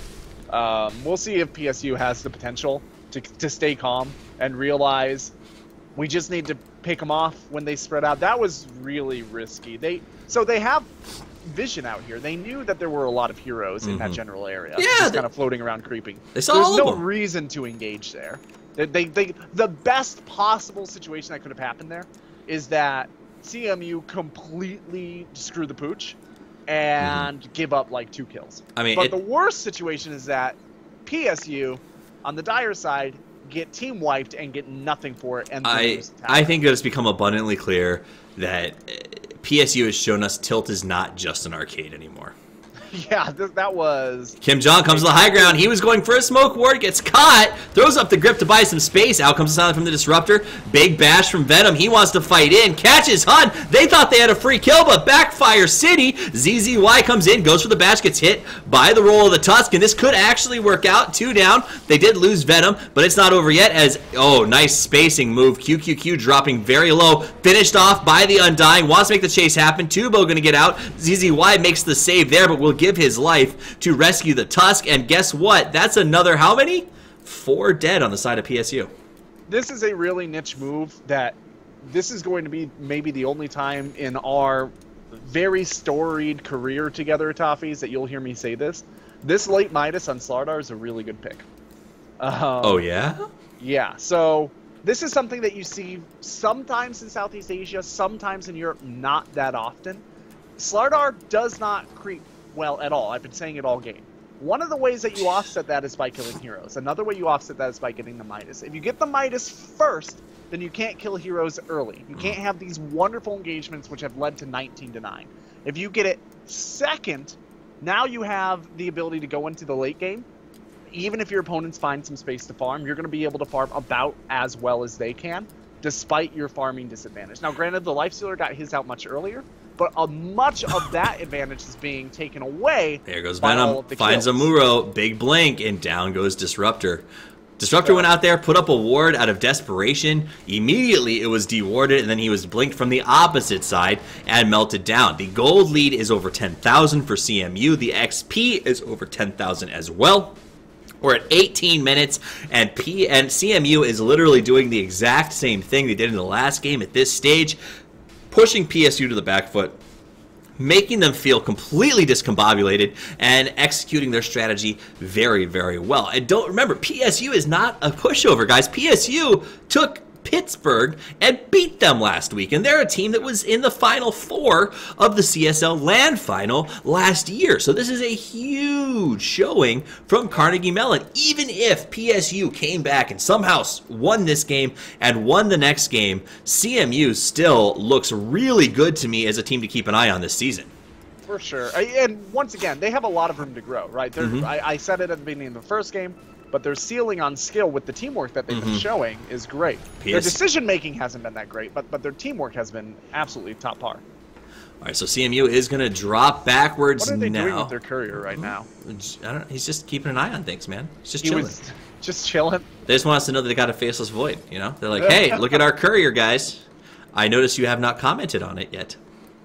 Yeah. Well, that was interesting Rex, and dangerous. So I was going to say, one of the only items that I would have considered over this Midas if I'm the Slardar is maybe a Desolator in order to knock these towers down faster. But they're not having that much trouble with it, to be honest. All right, that's a really small, nuanced thing. I just wanted to get it out there. Fair. Fair. Let's look at items real quick, just out of curiosity. PSU sitting on top of that late Midas, the Bloodstone on the Storm Spirit, a couple of urns out on the other guys. CMU has a Glimmer Cape up on the Lich, the Yule Scepter up on the Lena, Mech on the Undying. I mean, it seems to me, just based on the items, that it's abundantly clear that PSU is going to have a hard time for the next, I don't know, 10 minutes or more. They just don't have a lot of damage output. Now that the Midas is out on the Slardar, they're going to have a hard time forever, because Slardar is not going to fall off at the rate that you would expect a Slardar to fall off in terms of his ability to farm. Right. Which means that even if you are playing perfectly at this point, you're down 11 kills, you're down 10,000 net worth, right?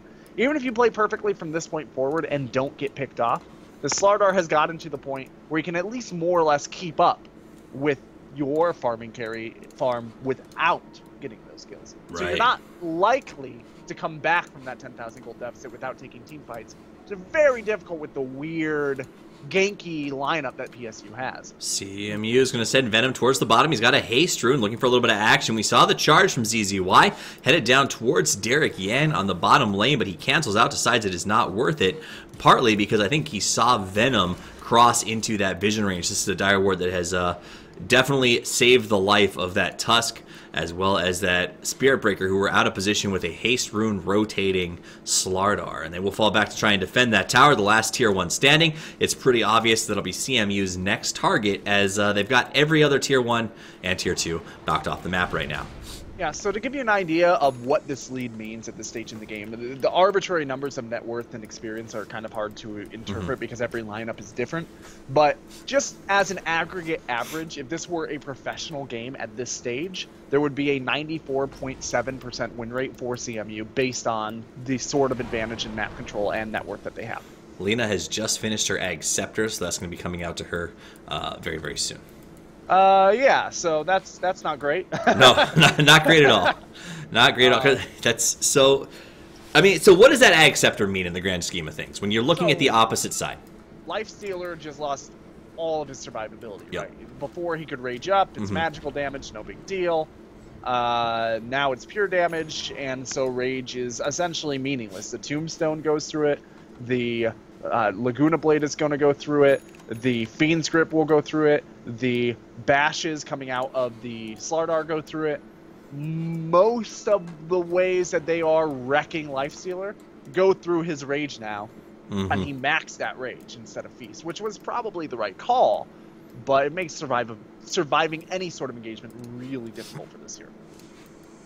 All right, and that, just as we talked about gold, so those of you maybe joining us are clear, it's at almost 11,000 for CMU and at 10,000 experience advantage for CMU. Their itemization is stronger right now. Their aggression is it's slowed down a little bit because PSU sort of pulled back towards the base, but Venom is not letting off the gas at all. Every time that he gets a chance, he's going into the opponent's jungle, cleaning up their creeps, making it very hard for them to stay relevant in this game. So I don't want to pick on Amuro because A, I don't know that he was the one drafting, and B, because he's been doing pretty well with what he has-ish, I guess. But the Disruptor 0, 7, and 3 has contributed nothing to these, basically nothing to almost any of these fights, right? And because they had a Disruptor, they couldn't rotate onto the Slardar when the offlane started to fall apart. This is exactly what I was talking about when I was saying that this pick was weak. Kim Jong gets knocked back, gonna use that Disrupt. In comes Venom, goes for the bat. Oh my god. Just melts down Disruptor. He's taking a lot of damage. In comes the bouncing ball of doom. Big snowball, Walrus punch on Venom, but he is still alive. Boy, the survivability, the damage output. In comes Hun, but he's alone. Running low on mana and gets caught by Kim Jong as CMU will withdraw with the triple kill. They force the buyback. They get a buyback out of the Spirit Breaker, who I guess Spirit Rage, and now he goes for a charge. I assume that he'll cancel this. Yeah, he does. Yeah, there's no way. He backs away. They're not tilting that hard.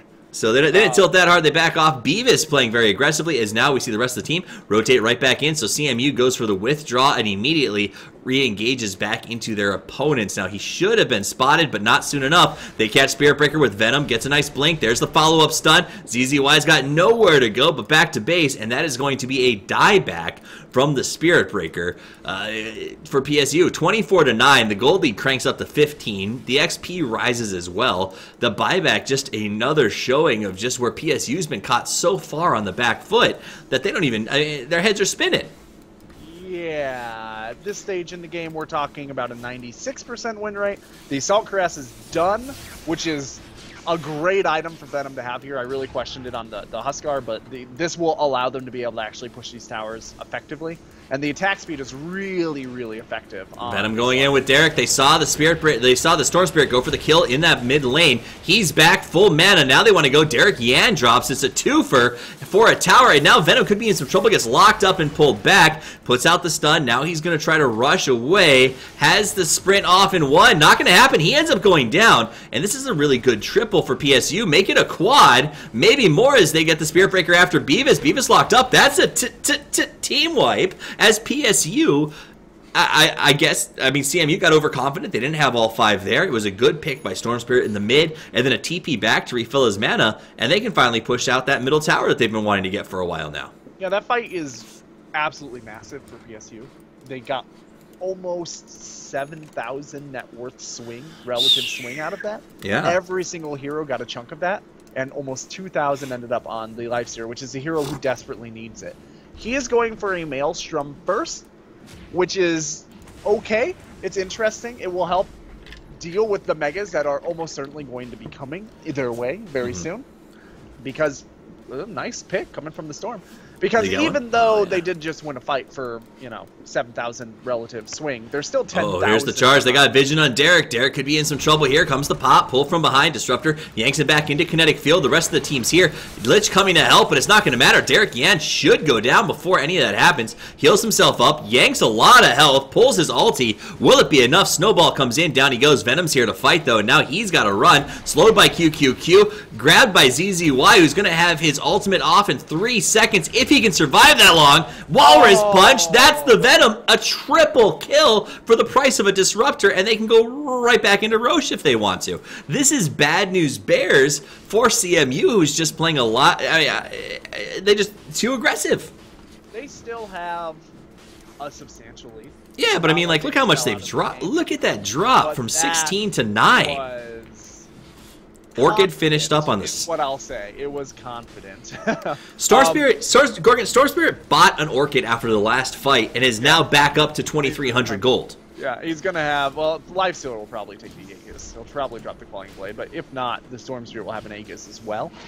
No, yeah, Storm is gonna pick up the Aegis. I don't know. How do you feel about that decision? I kind of feel like the Lifestealer is the pick because the Storm is going to be really hard to kill anyway, and the Storm has the fast respawn of the Bloodstone. I think that right now Storm is putting out the most damage for them, has gotten the most picks, and his pace is very strong. And I think that what we're seeing from CMU is a lot of their engagement has been to try and burn Hun down to allow them to sort of pick everyone else off. So I like it because I think that they're going to burn Hun. He pops back up. The full mana means he can just continue to wreak havoc. And honestly, that's where they need their eggs right now, is to kind of make Hun make space to get this Lifestealer where they want him to be. Because right now he's not. I mean... All right. So CMU have decent vision, not great vision, but they at least have a ward up here. They can afford to smoke, they will. This is the right move to be making as long as they're very careful moving forward. They're going to walk right past the Sigil and will not be seen. And they're going to move up toward that top lane, which somebody has to come out and deal with this top lane. Right. They're expecting it, and they're going to jump on and presumably just eradicate somebody out of the top So lane. they go, they look. Now they're going to look for somebody pushing the middle lane. They're not going to find anything. The smoke almost done, 3/4 way through, and now they're going to head down. Coming out of PSU. Yeah, PSU smells it. They counter smoke, and now they're going to rotate towards the middle. So they're coming up behind CMU, whose smoke is now expiring. The guys are starting to split up a little bit. Here comes the big jump by Storm Spirit. Maybe a little bit too big. Catches Derek, maybe not. Here comes the roll. Derek Yan going to get hit with the Walrus Punch. He goes down. We do see the ultimate come out from Lich. A lot of folks caught inside of it. Beavis drops now. A lot of damage going out to ZZY and Hun. ZZ very low. Venom wants to come in, finishes the job. Nice kinetic field to buy a little bit of space. Venom, though, locked towards the opponents that he wants to kill. Goes after Amuro. Amuro is just an easy target. He's so low. Good snowball. All it's going to do is buy a little bit of space, but Hun thinking about coming in. He's got the Aegis. Here's the jump. Goes for Venom. Turbo up to the top with a fast blink dagger out of the snowball. He's in safe zone, but for how long? Hun gets a great kill on the Slardar, and locked in place is now Spider and the team are going to run away, but here comes Tubo. He wants to go. Hun's got enough mana to make the jump and maybe get some vision. Shards off a cooldown. If they can catch Spider, they're not going to be able to. He made the attempt, and they'll just back off. So that ends up going much better, I guess, for CMU than I thought it was going to. I don't know. I guess no. PSU was behind, so that was a great exchange for them. Been able to do well there, and especially considering their Lich got almost 2,500 total damage out of that Chain Frost. Wow. Yeah, wow. It was great, and they got every bounce they needed. The counter smoke was just really great play out of PSU, to be honest. No, they PSU have much better vision too up on the map, which makes anytime you don't have the best vision on the map, smoking is dangerous. So they're going to go ahead, zip around. PSU put their thinking caps on, stopped playing like Ninny Lions and started playing like the Nittany Lions that they actually are.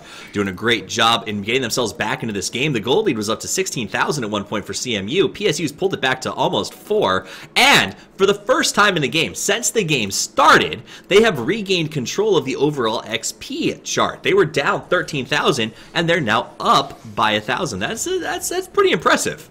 Yeah, it's a hell of a swing. I'll say that much. They are now down to 5,000 gold at this stage in the game is almost negligible. Like Here that comes is the charge. They're going to make is a the big margin move. of Catches Venom. He's inside the lock. The follow with the stun. They get one on the Fiend's Grip, but ZZY is here to finish the job. Down goes Venom. Bouncing Ball of Doom going to put in some serious work, though. ZZY and Hun in some trouble. Good bounce. One more will do it. Hun goes down. Has the Aegis, but all of the lockups are here. No Fiend's Grip, though, to hold him in place, so he should be able to zip to safety. Yeah, he's going to go ahead and take the kill there on the Bane, who steps out of position. QQQ coming around from behind. Gets the lock on Kim, but he's dropping very low. Has to be careful. He's going to now run for safety. Leaves QQQ behind. Tombstone's coming out. Goes for the TP. We're going to see a play. Doesn't get it. QQQ. There's not a lot of hope. Disruptor pulls back the Undying, but it's not going to happen before they lose the Lifestealer. So Spirit Breaker and Lifestealer go down. Aegis is pulled out for a Venom. That's a good trade for CMU at this stage. I mean, 5 minutes ago would have been a terrible trade for CMU. Well, that's fantastic for CMU. They don't have the gold advantage. Right. Making the slaughter matter anymore. Like, yeah, they have a little bit of gold advantage. They lose a little more of that AoE gold, but for the Lifestealer especially, who had almost all unreliable gold. In fact, I think he had all unreliable gold. Yeah, he did. He lost all of his gold from that death. Lifestealer did, while he's trying to build an AC, or trying to build, yeah, he's going into the AC next, it looks like. All right, let's... Storm is just going to continue to devastate, though. Oh, here comes the big charge. Derek Yan. He doesn't even need the charge to survive, to finish him off, but he might happen. Okay, so there's the heal. Tombstone comes down. Derek wanted to turn, but hello, here's ZZY, and he says, what? You were going to turn on my Hun? Not today, but here comes Venom. Big Blink gets the smash, but ZZY dodges it, pops the BKB. They pull Venom in. He's alone and isolated away from his friends. The charge is there. They're going to finish the job. Down he goes. Tusk comes in, but it's unnecessary, or is he? As Kim Jong and Beavis roll in without the Venom here. Now thinking about possibly backing off. A lot of damage coming out of that Tombstone. Finishes off the Storm Spirit as he had no escapes. ZZY caught here. Going to be put up by Kim Jong as they back away. Tusk on the chase. Wants to try to make something happen. Decides it's not worth it. Walks backwards. Finds Beavis. Nice pull by the Disruptor. That's going to be a 3. And now Kim Jong's got nowhere to go. Pulled inside of another kinetic field. Lock, stock, stunned, and knocked back. This should be a 4-man wipe for PSU. But Spider comes back, wants to try to make the save. ZZY's got a one-track mind. Now he turns his attentions to Spider, makes the charge, but Kim Jong's there, and he'll have to back away. So they do make the save. It's only 3 lost, but PSU looks like they're going to take this one to 3 if things continue the way that it has been going for them. Here comes a big jump by the Storm. They catch Kim Jong. Why'd you come back? I don't know, but you did. In comes the Tombstone. Now Derek wants to fight, but Derek's low. He's going to get isolated and killed, while ZZY says, I'm going to go after Kim. Kim drops down. It's a 1, it's a 2. Easy 150 off of the Tombstone, and CMU's just throwing bodies at the opponents. It's like the Battle of the Bulge in here.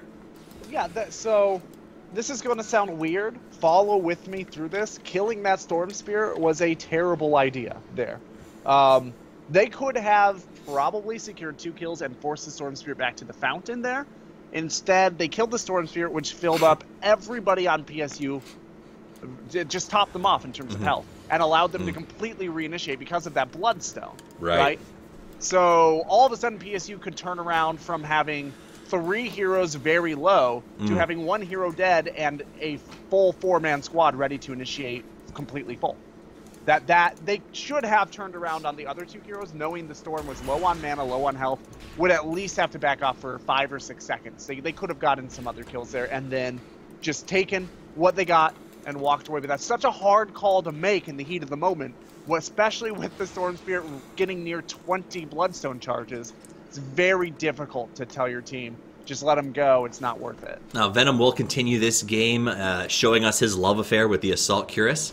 He is on his way to a BKB next. It looks like, you remember on the Huskar, he had the same build, and I like the seems build to a like lot it. Yeah, more. it works a lot better with Venom. I do think that he has suffered from not having the BKB in the last 2 fights. They shouldn't have engaged that last one until he had it, to be honest. And I was going to say that, but the fight dragged on for so long. The Midas, though, it's doing its job. It's keeping him up ahead of the Lifestealer, despite how far ahead the Lifestealer has gotten from kills at this point. Right.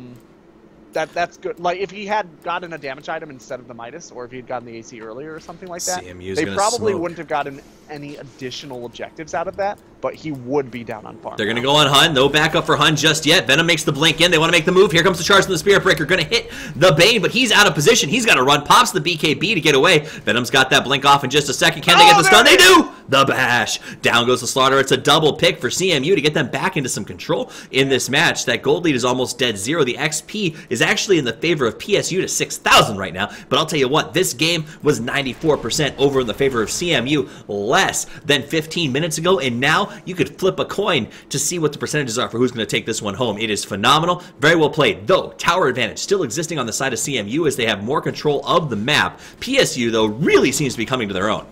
Yeah, so that was the way to kill a Storm Spirit. He's out by himself, he's making a mistake, you capitalize on it, you kill him before you've done any damage to anybody else on PSU, so that Bloodstone is useless. That's the way to do it. And that was the perfect execution from CMU. They get one more of those, they win the game. Maybe. Absolutely. So they do good. They ping out. They say, let's go get that Tusk. Tusk immediately smells it, blinks to safety, and TPs away back to the base. And it looks like PSU is going to be relegated to trying to sort of defend this high ground for the time being after that great double pick by CMU. And it's been a while since CMU could effectively cross that river and put up some aggressive wards and retake control. They have done that now, which I think was part of their secret to success earlier on in this game was vision management and strong aggression. And now they're finally able to get that back on their side. Look at Venom just dangling in the wind. They wanted so badly for the Storm Spirit to come out and try to get a pick there. They're just waiting for it. They were drooling on this cliff.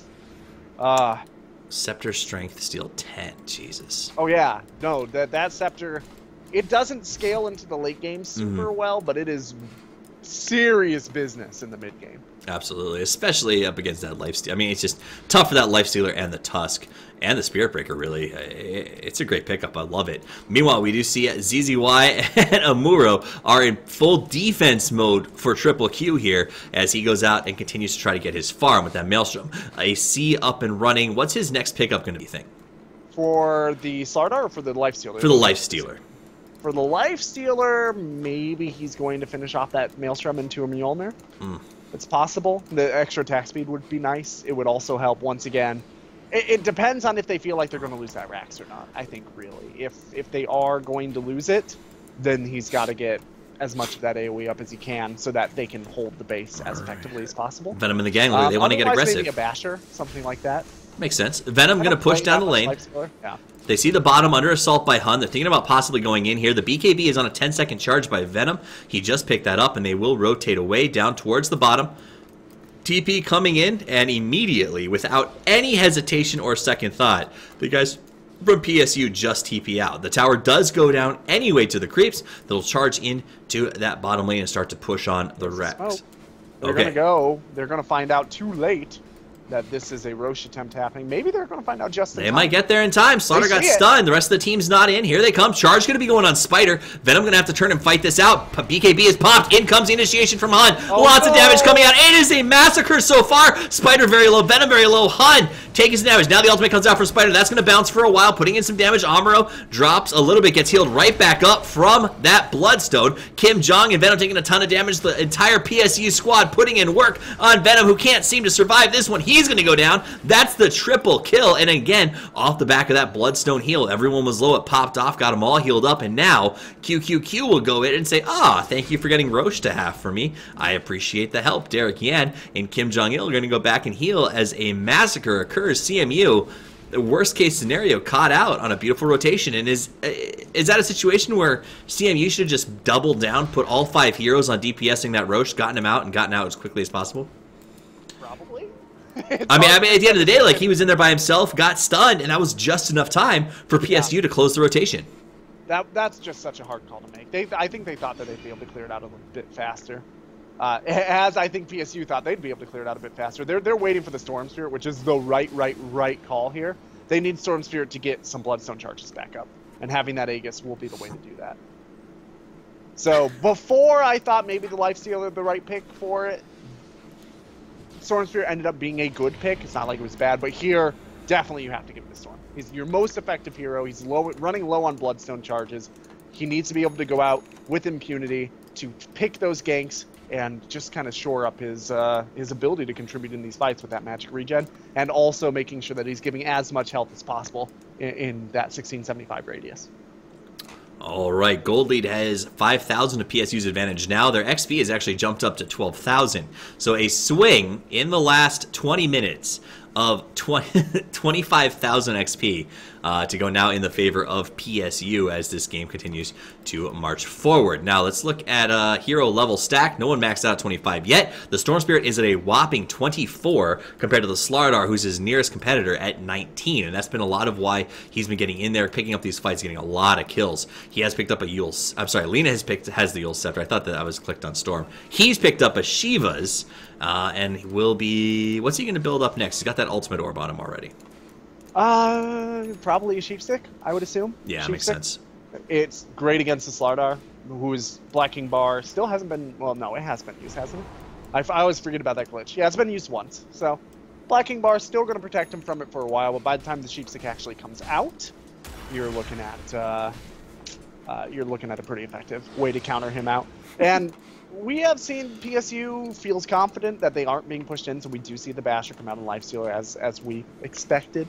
Uh-oh. Slardar, whoa, blinks just in time to get out of what was going to be one hell of an engagement. That was a Blink Tusk Walrus Punch and a Storm Spirit Zip about to hit him, and Slardar just blinked barely in the nick of time to avoid getting picked off. And I think that would have been a very devastating situation for CMU to see that Venom drop down.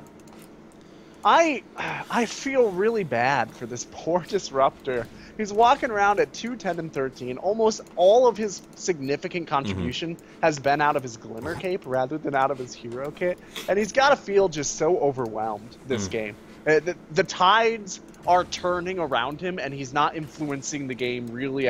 He's at the whim and whimsy of the 9 other heroes in the game. And I don't mean to make it sound like he's contributed absolutely nothing, but he's contributed very little, and it's not the player's fault at all. It's just, what do you do? There's nobody that you really have to silence. There's BKBs and stuff up.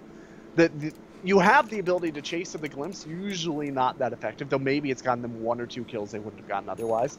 Thunderstrike, who cares? Kinetic Field is okay, but it's not great because usually CMU wants to stay and fight anyway. I don't know, have you seen a single Kinetic Field that caught CMU while they were trying to run away? Not really, no.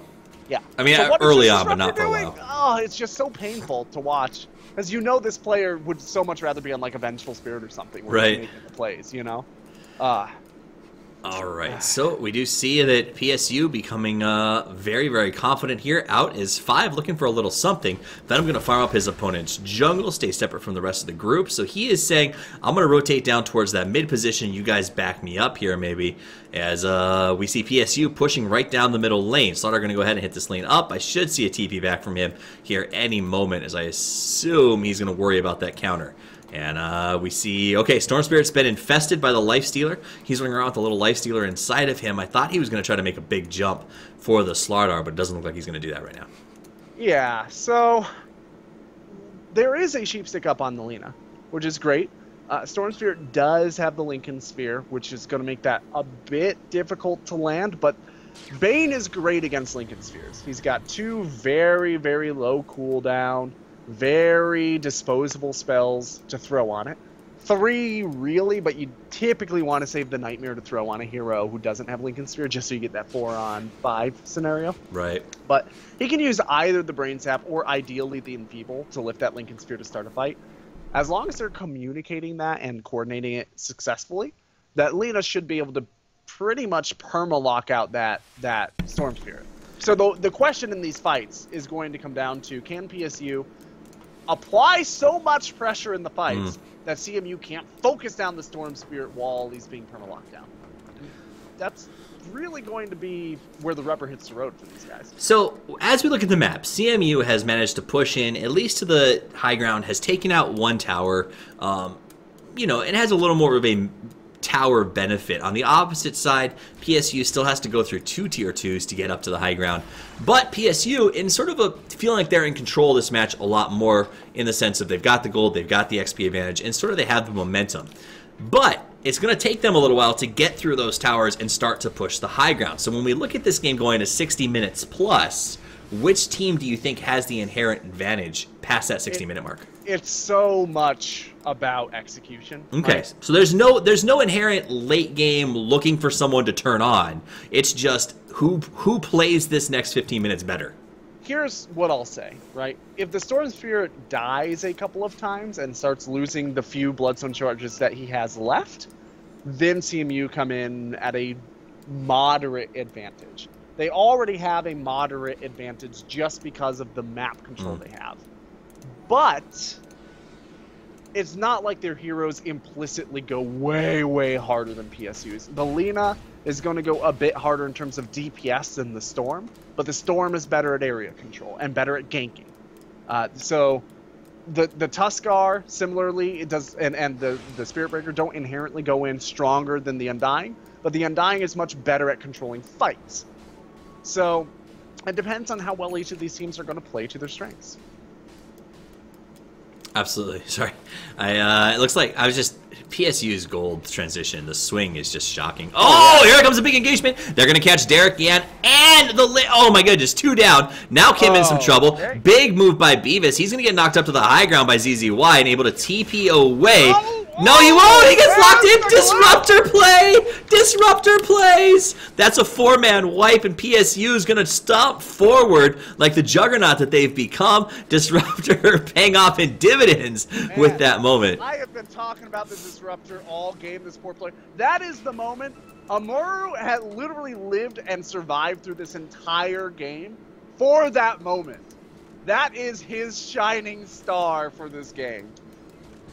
Wow. It honestly, it doesn't make that big of a difference because there's no buybacks and they're like, maybe they'll be able to get high ground because of it, maybe not. But what a play. They would not have been able to get that otherwise. That glimpse was the only way to stop that.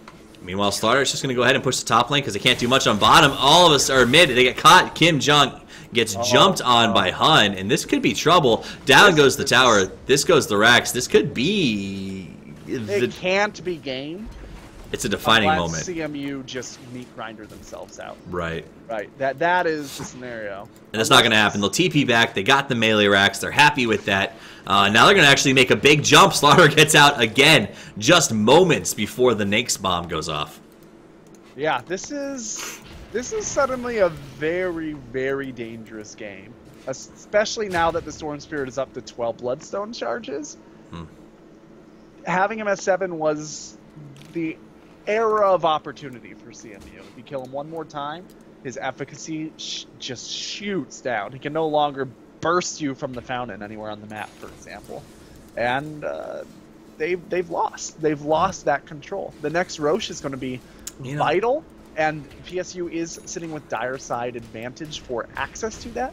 What I will say with the Roche, I know I'm taking all the airtime, but if CMU do go in and contest that Roche while PSU are doing it, they as Radiant get an implicit advantage, because if they win that fight, they are much closer to be able to push down PSU's base, whereas PSU has less ability to push out of a successful game. All right, they're going to move on Venom. Here comes the charge. He pops the sprint to try and get away. Big zip by Hun. He's going to catch him inside, locks him up, stun on Venom, pops the BKB, gets another bash. Here comes the bounce from the Lich, though, hoping to get some damage. Too many creeps to really make it pay off. Ends up being a deny by the Storm Spirit, but it heals everyone else up. We do lose 1. We've lost 2. We're going to use Derek Lan here. He goes invis, but will it be enough? Nope, because here comes the snowball. He's going to go down, and it's 3 for the price of 1. Make that... Yeah, no, so it's 3. We did lose the Storm Spirit, but it's almost like Storm Spirit just plans on dying in these engagements so that the team can continue these fights.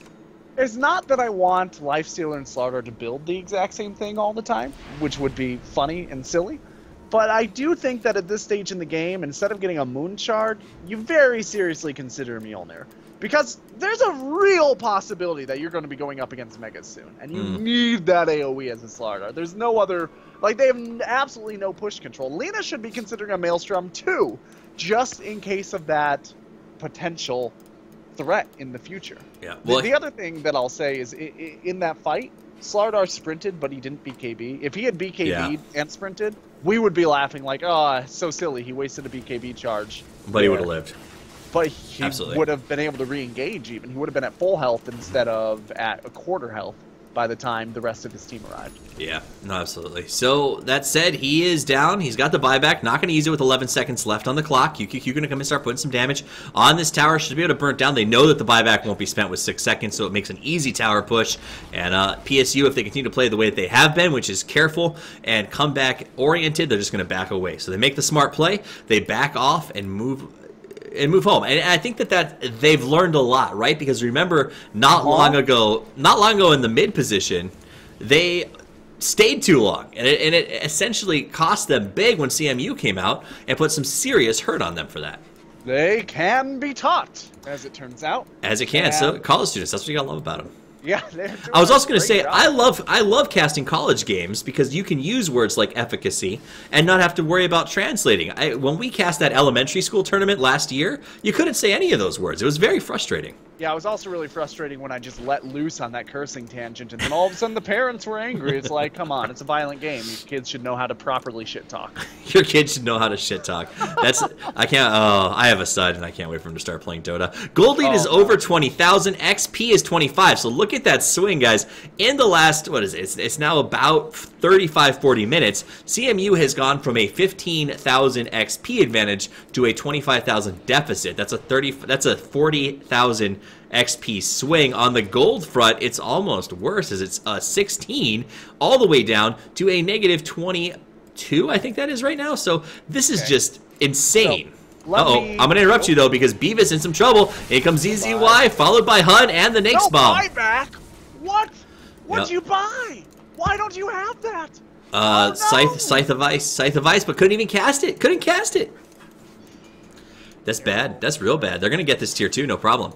Oh, they're going to get tier 2. They might be able to get tier 3. That might be game. 65 seconds without one of your cores at this stage. This is... Like, a great Lich ult with perfect bounces would push this off. But short of that, PSU, they have an AC. Like, they push fast. Lifestealer does a lot of damage. This is not a good situation. No. Nah, not at all. PSU pushing aggressive. Looks like they really are very likely to take this to 3 games. We saw a big Storm jump. Wants to go. Venom dropping low. In comes EZY. Big snowball to the back of the pack. Venom pops that BKB. Puts up some work. Amuro is going to drop down. Lich comes out. Big invisibility, but it's not going to save him. Lich ulti is just too strong. Bino goes down. The GG Go Next comes out from Kim Jong-il, and we are going to game 3. CMU throws what has to be. It's only week 2, but it's going to be one of the biggest gold lead and XP lead throws of the season. That was mind-blowing. That was mind-blowing. If that's not the biggest gold deficit exchange of the season, we're in for some really crazy games. Like, that would be... I don't have the numbers out in front of me, but I've worked a lot with these numbers, and I feel comfortable saying that would be top 5%, possibly top 1% if this were a pro game in terms of exchange. Now, granted, you see a lot more of that out of the pro circuit. You see bigger exchanges because people make more mistakes, but even so, like, you wouldn't see that kind of swing pretty much ever. That was brutal, but it takes us to a game 3, so it means more Dota for us to cast, more Dota for you to watch, so I can't complain about it. Guys, my name's Toffees. You can follow me at Toffees TV over on Twitter. If you like the casting, you can follow my co-caster, my color man, the resident brain on this team. Where can they find you, Gorgon? Hey, my name is Gorgon, the Wonder Cow, and you can catch me at the Wonder Cow on Twitter with, whatever sort of meme trolly stuff that you want to throw at me, because that's what Twitter's for, apparently. Absolutely. So, bam! Follow us there on Twitter. Stick around for game 3, boys and girls. I'm going to play some music, hang out on Twitch chat while we get it updated, maybe use the bathroom, but that's none of your business as far as I'm concerned. And we'll be back with game 3 of this Collegiate Star League matchup between Carnegie Mellon University and Penn State University. So don't go anywhere. Enjoy the music. And as always, boys and girls, Toffees out.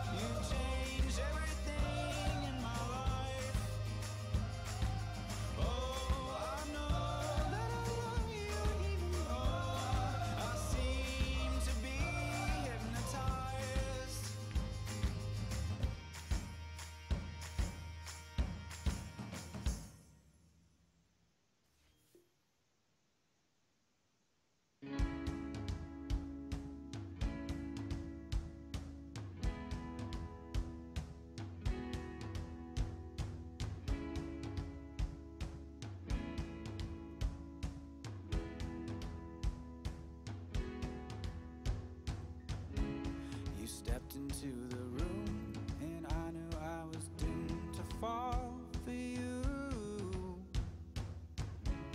The moment I saw you smile,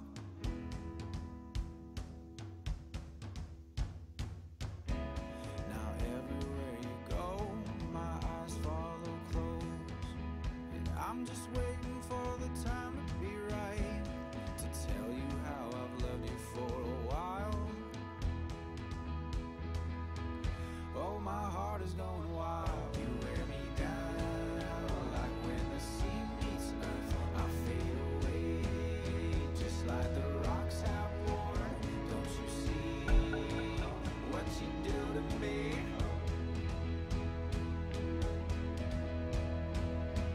You keep crashing into me. I keep turning out to be something more than what I was before.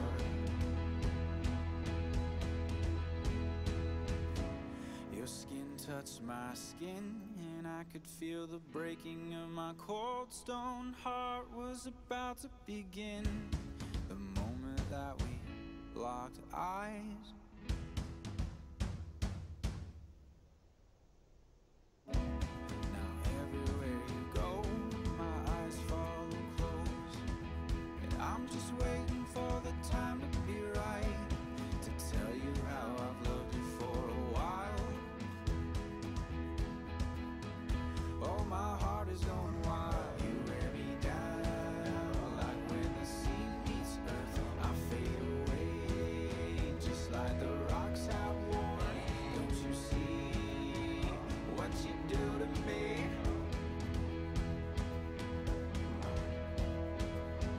You keep crashing into me. I keep turning out to be something more than what I was before.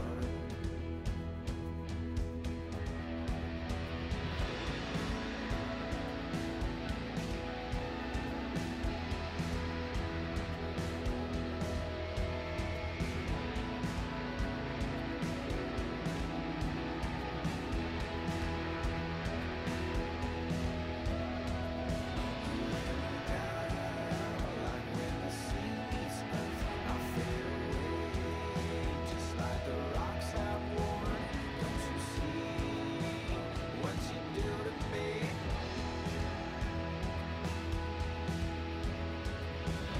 You keep crashing.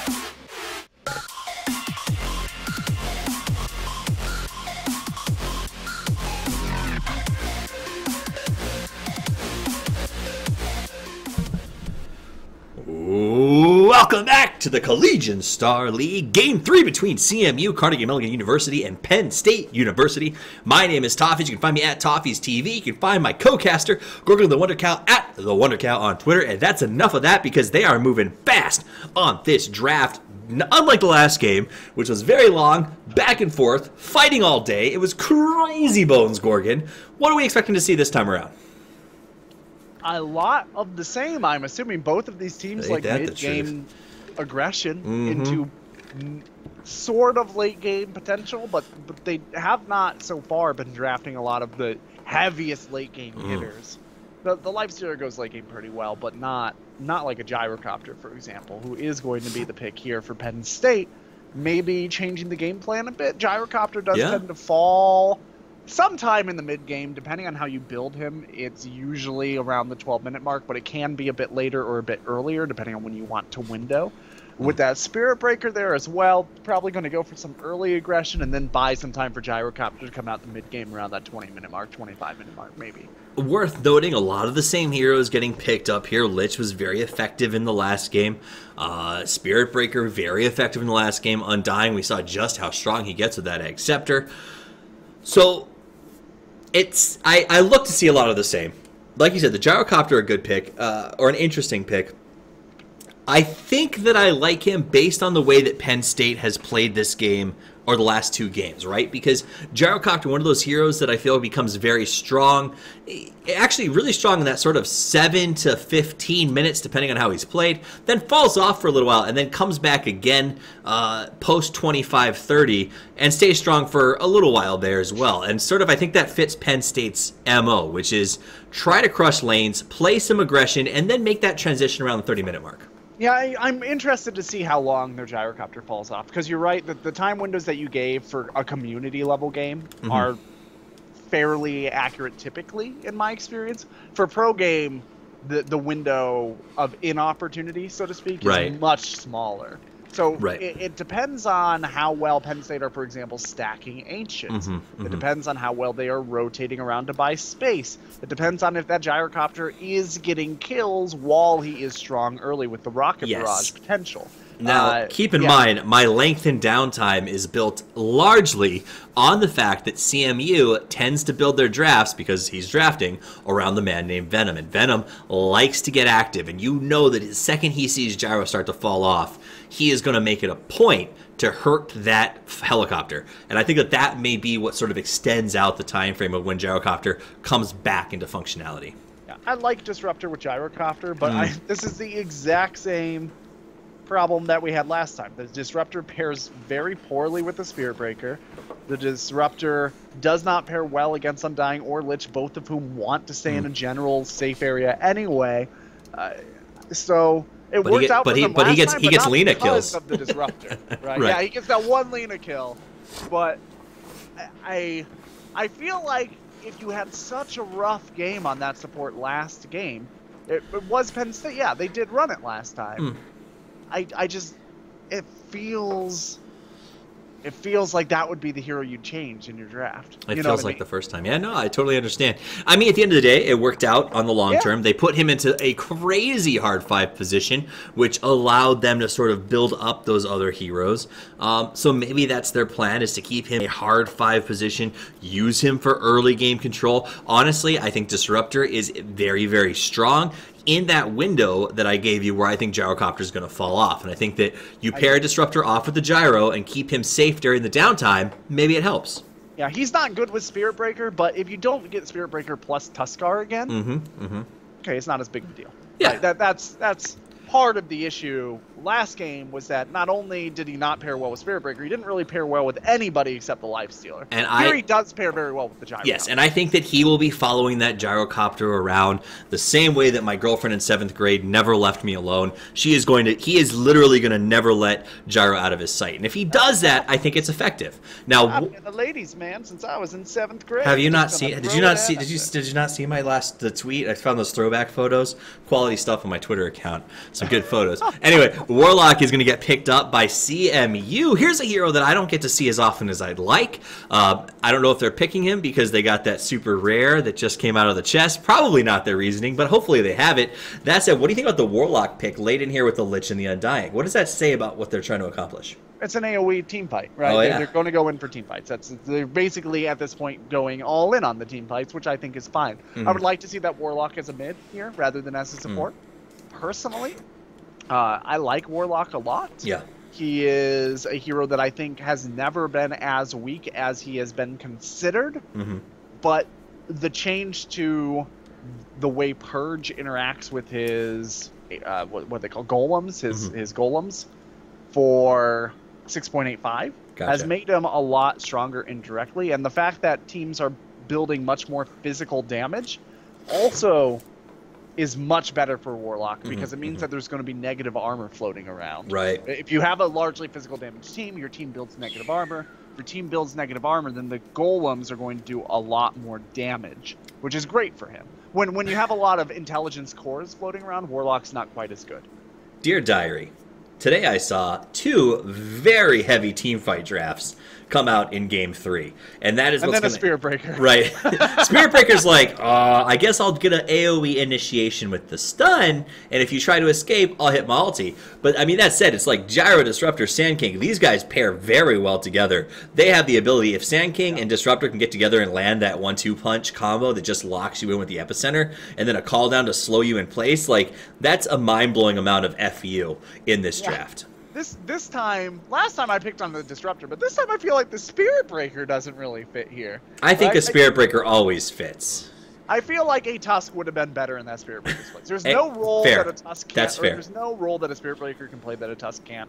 The Tusk does a lot of the same stuff. Doesn't have the global initiation, but he can pull in the Sand King for the stun combo. He does fare better with the kinetic field because he doesn't push people around and benefit so much from segmenting somebody off. Earthshaker. So CMU is doubling down here. I mean, they don't have any late game hard. They've got push and they've got team fight. Are they going to pick up? I mean, I guess you have to ban an anime or a Luna. Okay, so that's a really good ban here. Yeah, I think that's a great ban. I didn't even think about that. The chaos that her glaives and her cast would cause in this team fight.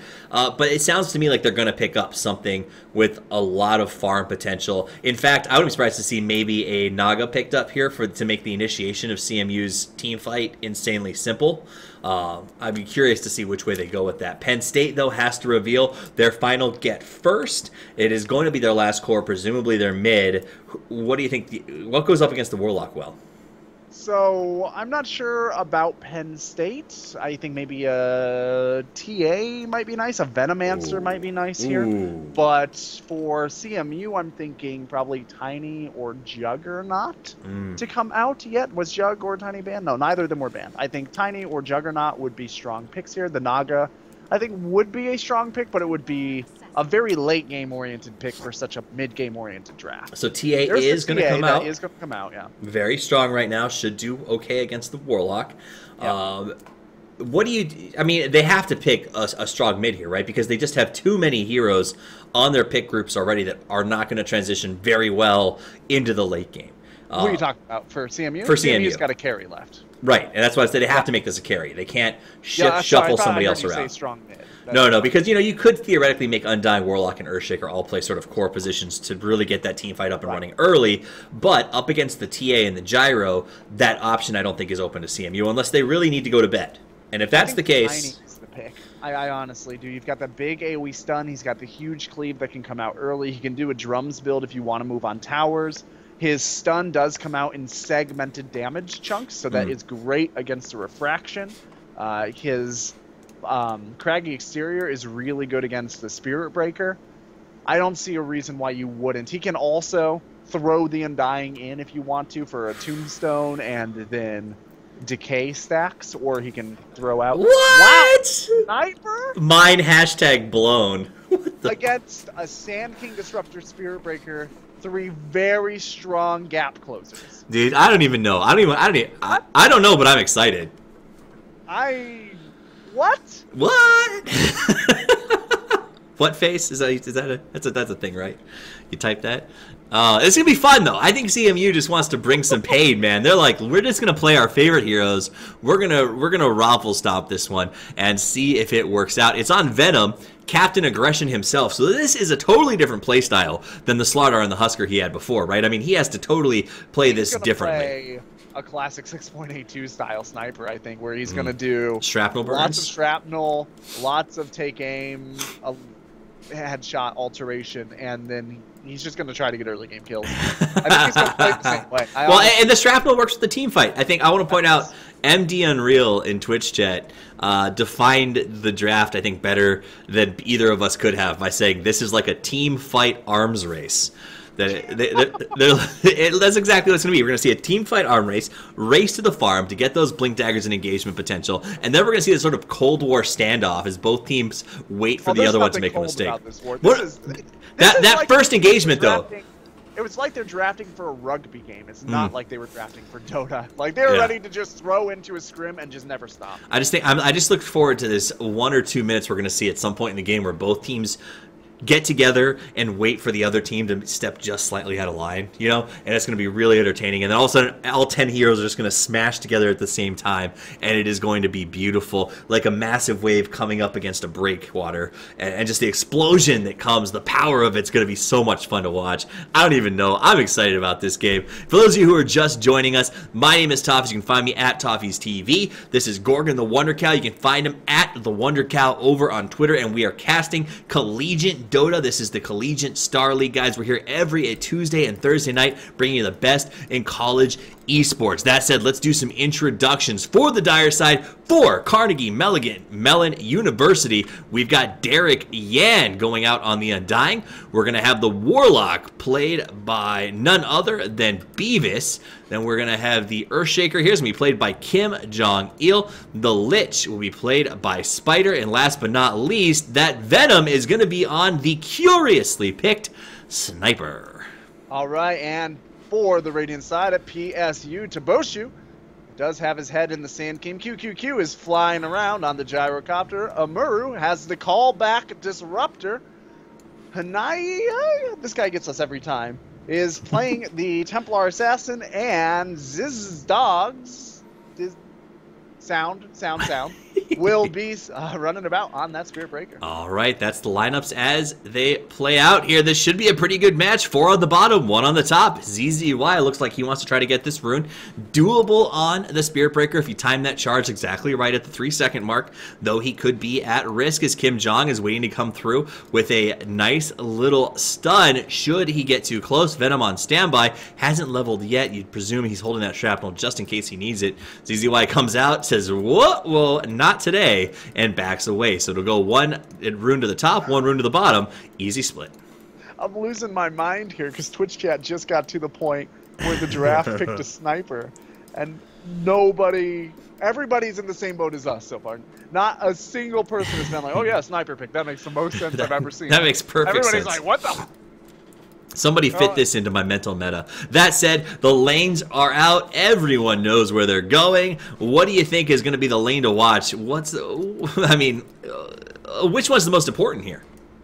Is there? I don't think there's a most important lane. I think the Spirit Breaker is most likely to die, with maybe the Warlock being second. Yeah. The Lich should come down to this off lane, which will make this a fairly aggressive lane for the gyrocopter, but I don't think the gyrocopter is in danger of dying because of the potential of the glimpse. Warlock goes in that Shadow Word to keep him healed up and deal with the refraction charges from Hun.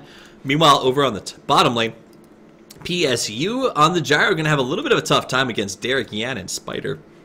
Already zoning him backwards pretty gosh darn aggressively. Kim Jong going to chase ZZY. Has been doing a good job of just harassing him absolutely on a constant basis. Meanwhile, Sniper, Venom, normally you'd see him come down to maybe do a little bit of harass of his own, but he has no interest in that. All he wants is gold.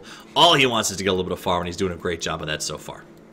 So a little bit of trivia for you guys. Warlock has only gone mid once in pro games on this patch, and it's only laned mid against the Templar Assassin twice in Dota history in terms of pro games. So it's not a matchup that you see very often, as it turns out. I would expect TA to tear away with it, though. Yeah. So here's the trouble with this matchup, right? And we got to keep our eye out. Potentially top lane, there is always the potential for a kill there. But for the time being, Warlock has Shadow Word to take off Refraction if he wants to. But Shadow Word is not that effective of an offensive skill, and Warlock's right clicks are not enough to really push TA out of lane. So even if he is doing that, he's then losing his ability to heal himself up. Right. He doesn't last hit that well, and he can be pushed out of lane pretty easily. So TA goes in, gets a ward up on the top, or a rune, going to throw that illusion into a bottle. What happened? The bottom, the Sand King just ran out, showed himself, got hit by a Lich Nuke, and then just ran away. Well, you know, sometimes with nobody nearby. Sometimes you gotta let everybody know, hey, I'm the Sand King. Oh, big stun. ZZY gets harassed, knocked back towards the Sniper, who should take a couple of pot shots as he sees him. doesn't, just lets him go on his merry way. Sniper saying, hey, if you're going to stay back there, I am perfectly happy to get every single last hit on this lane. Though he is only 8 and 10, focusing on a lot of denies there to try and keep ZZY out of XP range as well. Does go out with the shrapnel. There's the stun inside of the shrapnel. ZZY running back and forth. Where do I go? I guess I got a charge. Is going to head down towards the middle lane to get away. Cancels it out and rolls back, but he canceled it, and he's going to run up the stairs. This could be a little bit dangerous for him. Venom sees it coming. Does juke back around. Kim does not have enough mana, though, for a Fissure, so he'll walk away. But good play. That shows you how bad that Shrapnel-Fissure combo could be, and I think that Spirit Breaker now knows he has to play very carefully on this lane. Yeah, level 3 for Earthshaker would just happen. If he does go, he went for another level Fissure. I disagree with that. I would have gotten Enchant Totem, or I would encourage him to get Enchant Totem. Just because if he had that, he could lay out the area block, and then he could run up and prepare to stun the Spirit Breaker long enough for them to get some damage on him before he can charge out. QQQ, pinging out Spider, wants a chance to go, cannot do it as Derek just comes up, hits him with that decay, and the support's trying not to come into lane because Gyro is leveling very slowly. Sand King, level 2, considering going to jungle, has not done so yet. Has he been stacking at least? We do see we've got a big stack. We got one big stack all set up. Now he's going to go ahead, gets that rune to help out Warlock. Oh my goodness. As if TA was not having a wonderful lane as it is, Warlock cannot get the rune. It's controlled by his opponent, and he's got to struggle back in this lane for himself. He is level 5 up against a TA that is also 5, but when it comes down to it, it's the last hits. It's 6 and 5 for the Warlock in the mid position, 16 and 10 for the TA.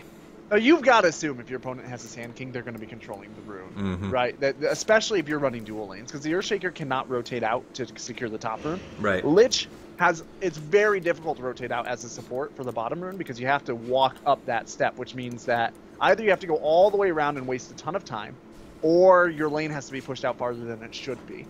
So what ends up happening is the top rune will always be contested by TA, and Warlock can't one-on-one TA at the rune. And the bottom rune will always be controlled by the jungler. This is just textbook mid-control for the TA out of this draft. Awesome. All right, so they're doing a great job here. I mean, but can you... I guess... I don't even want to say it's textbook by TA so much as her team is just helping to execute. Yeah, I mean, the draft in general puts her in a really comfortable position against this Warlock. It was a great late pickup. Warlock, obviously, the early grab for that mid lane position, so they really were able to draft the way they wanted to. Down the bottom, Derek doing a good job of causing trouble to try and ruin stacks here in the jungle, as Sand King is going to go through and farm up that big stack, get himself online. Gyro in some trouble, though. Tombstone is down. Derek on the chase. He's taking some damage. Heals himself up, boot jukes around Kinetic Field, lets him escape in the nick of time. Yeah, big rotation by Kim. Really overly up on top, though, ZZY makes the charge on Venom. Venom has to back away because he doesn't have any help. He does have more shrapnels. Runs the salve, wants to make the chase continue. ZZY has the charge to try to get to safety. Won't have to use it. He's just going to be able to walk away. Meanwhile, bottom rune, not only did Sand King get it, but he hid and got a nice stun on Beavis, who is pinging and saying, why is my life so hard? And just backs up to mid tower. Yeah, this is... That bottom engagement was overly aggressive from CMU. There's no reason to engage into a gyrocopter at this stage in the game like that, away from your creeps. The fact that they didn't lose a hero there is honestly, that's fortunate. Impressive. For them. Yeah. Yeah, because they should have. With a glimpse, they probably would have. It was a good soul. Whoa! What? What? How did that even I don't even know how that happened. We missed first blood, but I blame Venom. Okay, so I have a general idea of what happened, that he was being shrapneled down, but I expected him to charge out. He was charging. He was charging the Undying. Interesting. So I flipped down to the Undying to see if he would try to engage with the gyrocopter down there when he got there, but he died right here as he was getting away. All right, so Venom gets a good first kill. I mean, that's what you want on the sniper. The curious pick that none of us were all that sure of is level 6. We're going to see the Spirit Breaker charge back out to lane. Obviously, he'll cancel that, I assume, and not go straight in on Venom. He is not 6, so he does not have the ability to utilize that Nether Strike to try and get a kill this close to the tower. He's doing it. He can't. He just wanted the free hit on the creeps. He errs on the side of caution, which is the wise choice. Maybe not the exciting one, but... Venom immediately comes in, starts to strapple ZZY, drops him low already to 3/4 health, and he's got to start chugging tangos. Meanwhile, on the bottom, Kim Jong chases Amuro, desperately trying to get rid of that mana regen, decides it's not worth the over push and backs away. In the mid position, Beavis is now level 6, does up point in that ultimate. TA, though, is at level 8 as she has handily won this middle lane. Now we see Kim Jong looking at the stacks, trying to sort of keep control on Tubbo, knowing that he's going to be in there trying to get as much farm as he can and get that Blink Dagger up and running. Amuro goes in, puts up the magnetic field. Spider and Kim Jong both caught inside. Here comes QQQ, putting out a lot of damage to get the Disruptor at what cost? Kim Jong in some trouble. The Tombstone is down. QQQ to finish. Nice Soul Rip, but will it be enough? It won't! And it goes 1, 2, 3 for the favor of PSU with a nice TP from the TA, who not only comes in to help secure a kill, but also to get some free XP and some free gold as if she needed it. Nah, dude, check this out. That was all according to plan. By engaging there, even though they probably can't win a fight, they force everybody from PSU to pay attention. They got Warlock a rune. Warlock got a rune at the 8-minute because they engaged. All according to plan, baby. Smooth sailing. Trade 3 for a rune, dude. That's some new meta right there. Yeah. it's a haste rune too, so he's living the good life. I don't like this stats build. Warlock. This is... I don't know. Oh, is that what he's doing? To be honest. Yeah, he's doing stats and Shadow Word max. He's got no Fatal Bonds, which is his...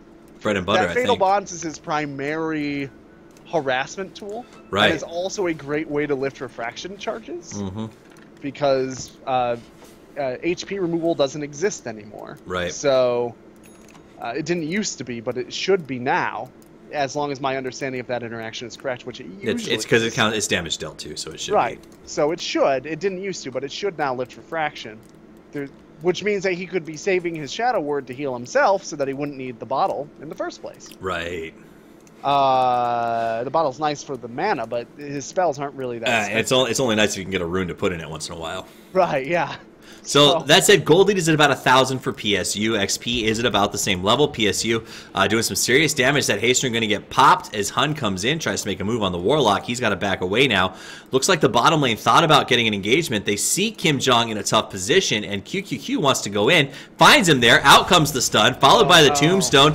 Big ultimate from the Lich. Will it work? QQQ puts in the damage, though, because the Lich bounced went the wrong way, but it doesn't matter. Soul Rip to win. They get 2, and meanwhile, on the top lane, Sniper is picked off by a ZZY charge. So it is a 2-for-1 across the board, and honestly, I think PSU gets a good kill on a Sniper. What just happened? What do you mean? Why did that gyrocopter... So, Flash... Gyrocopter was on the wrong side of a fissure from the Earthshaker, right? He uses Call Down, he uses Rocket Barrage, and he stands within melee attack range of the Earthshaker. The Rocket Barrage, it has a range of 400, or a radius, excuse me, of 400. Melee heroes, most melee heroes can only attack Kim Jong on the top, attacked again by ZZY, wants to make the move. Epicenter comes in, he has to go the long way around, but it should be enough. Kim Jong gonna go down. Continue. What I was going to say is most melee heroes can only attack at a range of about 128. Right. So the gyrocopter could have sat 200 units away from the fissure and gotten all of his damage out, complete impunity to that, and gotten an absolutely free kill. Venom under the charge, they got him. They're going to move in aggressively, and they just work him down. The crits come in and finish him off. Sniper, in classic Venom style, farming his opponent's jungle by himself, but with a hero that lacks the classic Venom escapability. So a little bit curious, good pick for PSU to get Sniper back-to-back because they just killed him on top lane too. And really the biggest fear that they have at this game is that Sniper, right? Because he was getting so much farm on the top position. And now that's no longer a factor. The TA is at 5.4k net worth. Sniper barely cresting 4,000. Yeah, the biggest concern that they have is that Sniper, but only because the Warlock is doing a stats build, so his damage output is negligible. The Fatal Bonds is so much damage output. I don't... imagine if you Fatal Bonds your opponents, they each take 25% or whatever it is. I think it's 25%, right? Right. Yeah. 25% of the damage that all of their allies take. If you get an Echo Slam, all of your opponents take 125% extra damage from that. That's right? nice. Yeah, that's good. That's huge. And with the Sniper, it's a great deal. if you get a chain frost out, every time it hits anybody, every bounce is a good bounce if you have fatal bonds. Well, you think triple shrapnel as well with the fatal bonds. I mean, and that's where the build is. So it's curious that he's doing that. That said, and I think that it really is, like we just said, so much rides on this sniper right now, and he just can't stand up against this TA. They don't have an answer for her at the moment as she now pushes down the mid position. We do see yellow. 23 denies. I know. It's ridiculous. It's disgusting. It is gross what PSU is doing to CMU in this mid lane. Like, it might be classified as a war crime. Now, Sniper is out there. He was actually in a dangerous position as we saw ZZY coming at him. But now it's Kim Jong's going to go for the TP. He'll get it off.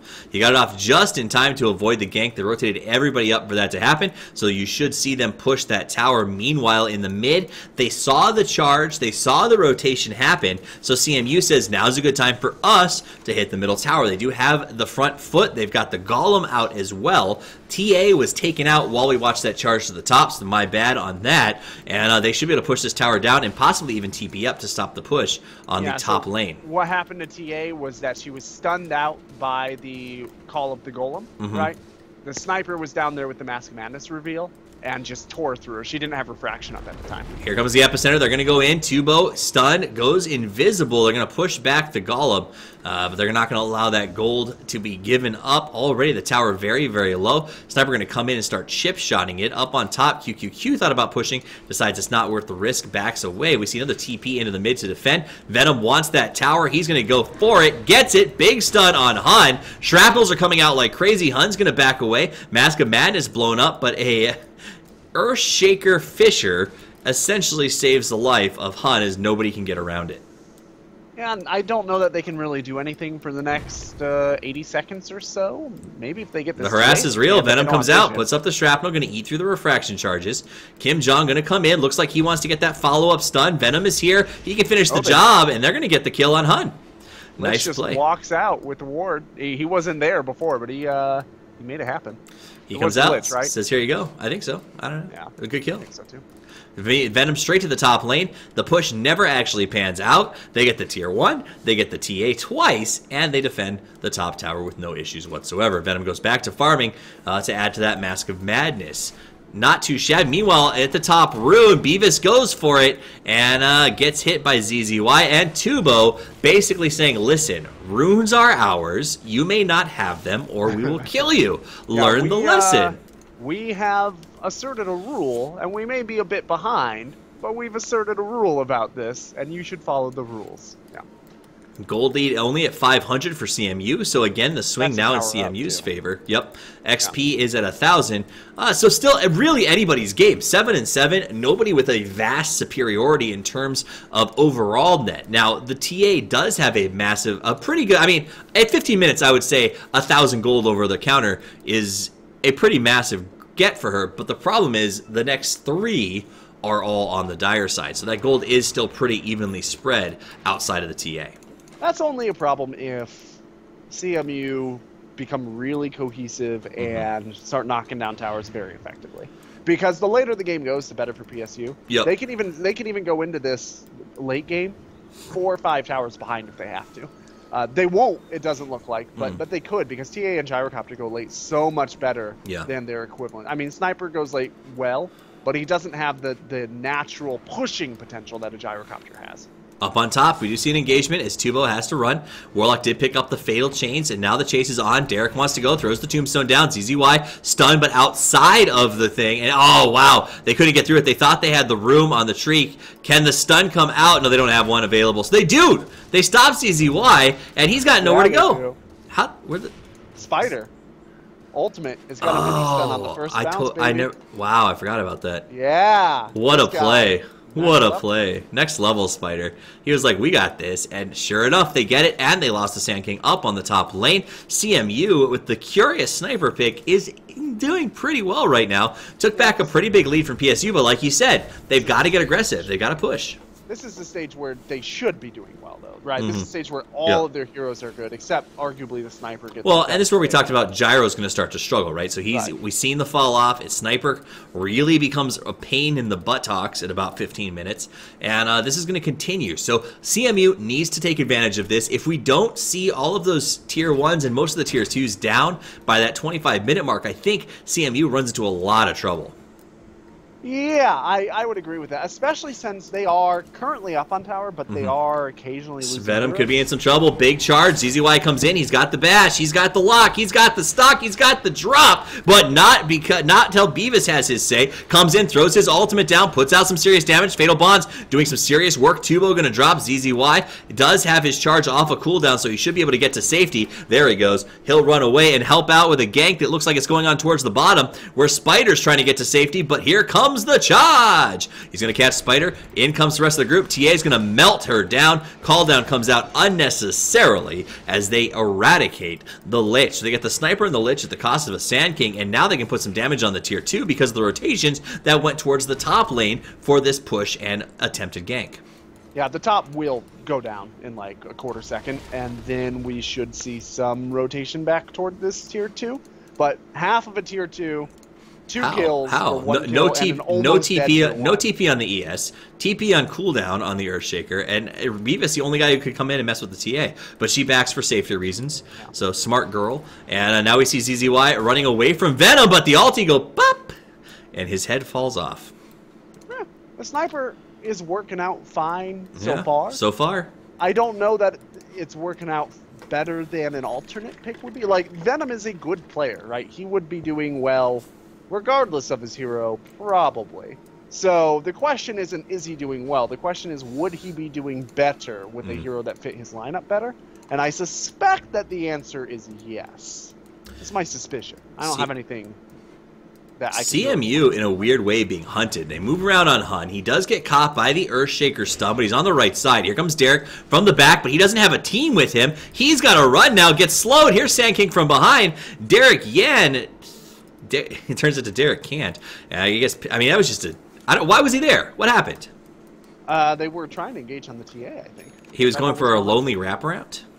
Something. I guess. I mean, there were 3 of them there working toward that TA, but TA now is Desolator. And this is the stage where the TA becomes very, very dangerous. With, I mean, you got -7 damage reduction from the Deso alone. Then if you do happen to get a nice meld, that's another 8 armor reduction. Right. That's 15 in total. That puts anybody on your team to negative, probably. Yeah, anybody on your team to negative. And the Earthshaker, specifically, who got cut out, that cuts his effective HP. God, almost in half. Yep. That's crazy. Well, and you got to, and it it takes 40-something%. And Venom, who's an issue to a certain extent at the moment. I mean, we'll have literally zero armor on a meld Negative strike armor. coming out. Yeah. Yeah, negative. So -2. And him in the way that he's so squishy already, it's just gonna melt him down. I think that trouble's coming for CMU. We're at 20 minutes, and they still haven't finished off all the tier 1. Spider now going to get caught. Here comes the charge from ZZY. Shrapnel comes out. Big bam from behind. They get the pick, but here comes Sniper, putting in the Mask of Madness damage. From behind, Amuro gets a nice ultimate. Good call down. Catches Beavis in it. Beavis gets healed up nicely. Amuro's got to back away. The kill will come through. They might be able to counter Amuro. Yep, the ultimate will finish the job. He goes down. Nice stun on Hun, but to the wrong side. The rest of the team will be isolated from the chase. BKB is the next pick for Templar Assassin. I think that's Yeah. a reasonable pick. It's weird to see a TA that is playing an initiation game Right. not go for that Blink Dagger, but he seems to be doing okay without it. He's 5-2-0.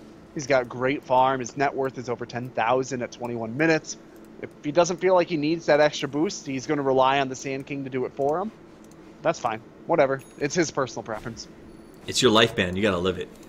All right, let's look at the items. We've already sort of touched on a couple of them, but just a big update. Actually, look, TA looks like she wants to go on Spider here. See if she decides to make a move. No, she doesn't have the blink. Well, though they're pinging Venom aggressively. They have a ward right here. They know where he is. There's the blink, the stun. Here comes the meld strike, but oh, invisible escape. Venom just hides in the trees. No epicenter finish. And now he wants to chase. He's going to come around from the back. The stun misses, but Hun's got nowhere to go. Big Echo Slam to buy a little bit of time. He's got to run away. Gets the heal. Hun on the chase, but she'll go down and ends up being a really, really good play for CMU as they get a counter gank on a hero who has been nothing but a thorn in their side. Okay, so the epicenter there, if the sniper doesn't go invisible, the TA kills him. We saw that if the sniper does go invisible, the epicenter misses. So what was the point of the epicenter?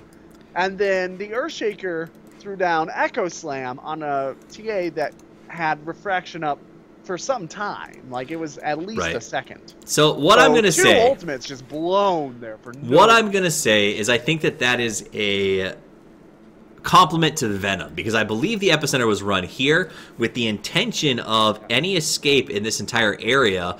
While invisible, he would die. But Sniper having the foresight to simply walk into the trees here and stand there confidently is what saved him, because the epicenter chased where you would assume an invisible hero trying to escape would go. And I think that is a huge props to Venom for having the patience and the understanding of range to just walk in there and wait it out.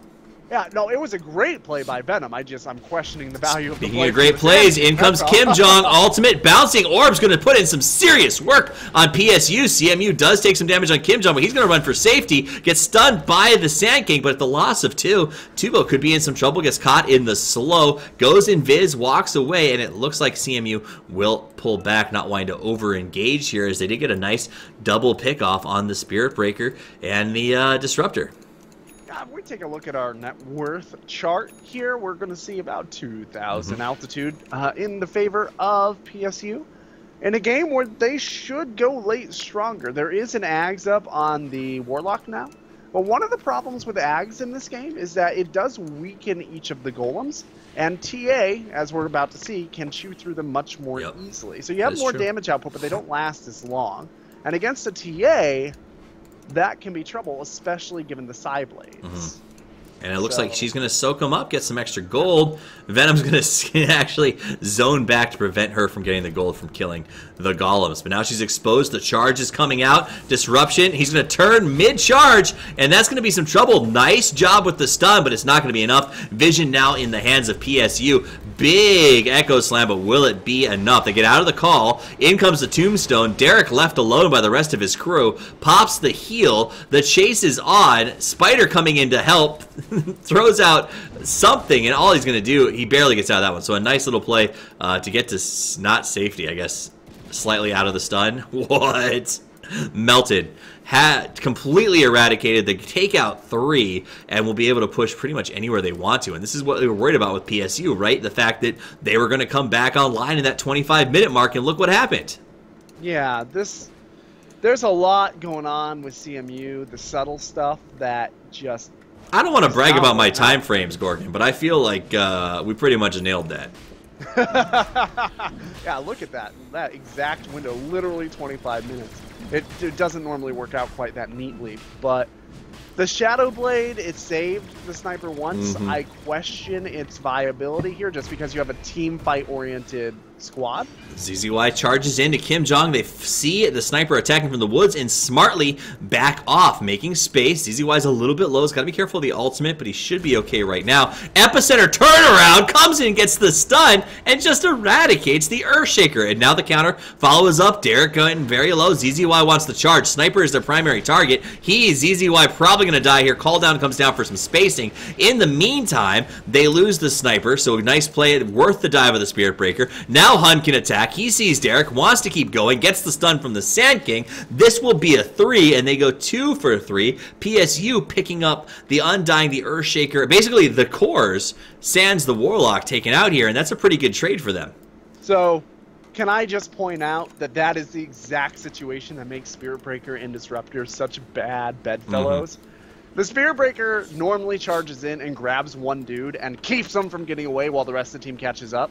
What ends up happening is the Spirit Breaker charges in to grab that dude. The Disruptor pulls that dude back, and suddenly you have a Spirit Breaker in the middle of 3 enemies with no help, and you end up making a 1-for-1 trade instead of one or the other of those heroes securing the kill. True. Worth noting, though, that had the Spirit Breaker not charged past the Undying, they would not have gotten the kill on the Sniper. He was able to finish Sniper off before the end. So it worked out for them, but you can see the disjunction that is possible in this lineup. The gold lead, by the way, after that switch out at the 20, looks like 5-minute mark, goes from a mere 2,500 to a 7,500 to the favor of PSU, and their XP jumps all the way up to a whopping 75. Yeah, honestly, PSU just stays the course. I don't see them losing this game. It's possible. Anything can be thrown away. I mean, we saw that in the last game. Yeah. So this is certainly not as significant advantage as the last game got to, but we're starting to see desperation out of CMU. They've got no vision up, but they're going to smoke anyway, which is the most dangerous play in Dota, probably. Here they go. So they're going to move down right through the middle lane looking for a pick. Hun, by the way, has the BKB, the Aegis, and the Disruptor, as well as the Yasha. They're going to put up a smoke of their own. The question is, which way will they go? Because if they find the CMU 5 without CMU being prepared for it, this could be a bitter, bitter moment for Carnegie Mellon. The game over, honestly. Yeah, it could be mid-push end with all here the it is. armor. Here it is. Here they come. Moving in. They're going to find Warlock. In comes the charge, the attack from all sides. Down comes the tombstone. She gets melted. They rocks the Sniper. He gets healed with a beautiful soul rip, but will it be enough? Echo Slam to finish the job. CMU is melting down. The last man standing is the Undying, and he is a slow, unwieldy escape as he waits for certain death, not living up to his namesake. Ultra kill for Hun, and they push right down the top lane. Say, boys and girls, that's exactly what you want to do with a smoke. I just looked at... You're speechless. How often do I hear you speechless? And now not only has he skipped Fatal Bonds in favor of stats with a team fight draft, he now has skipped Fatal Bonds in favor of maxing upheaval. In what scenario are you stopping PSU from closing the gap?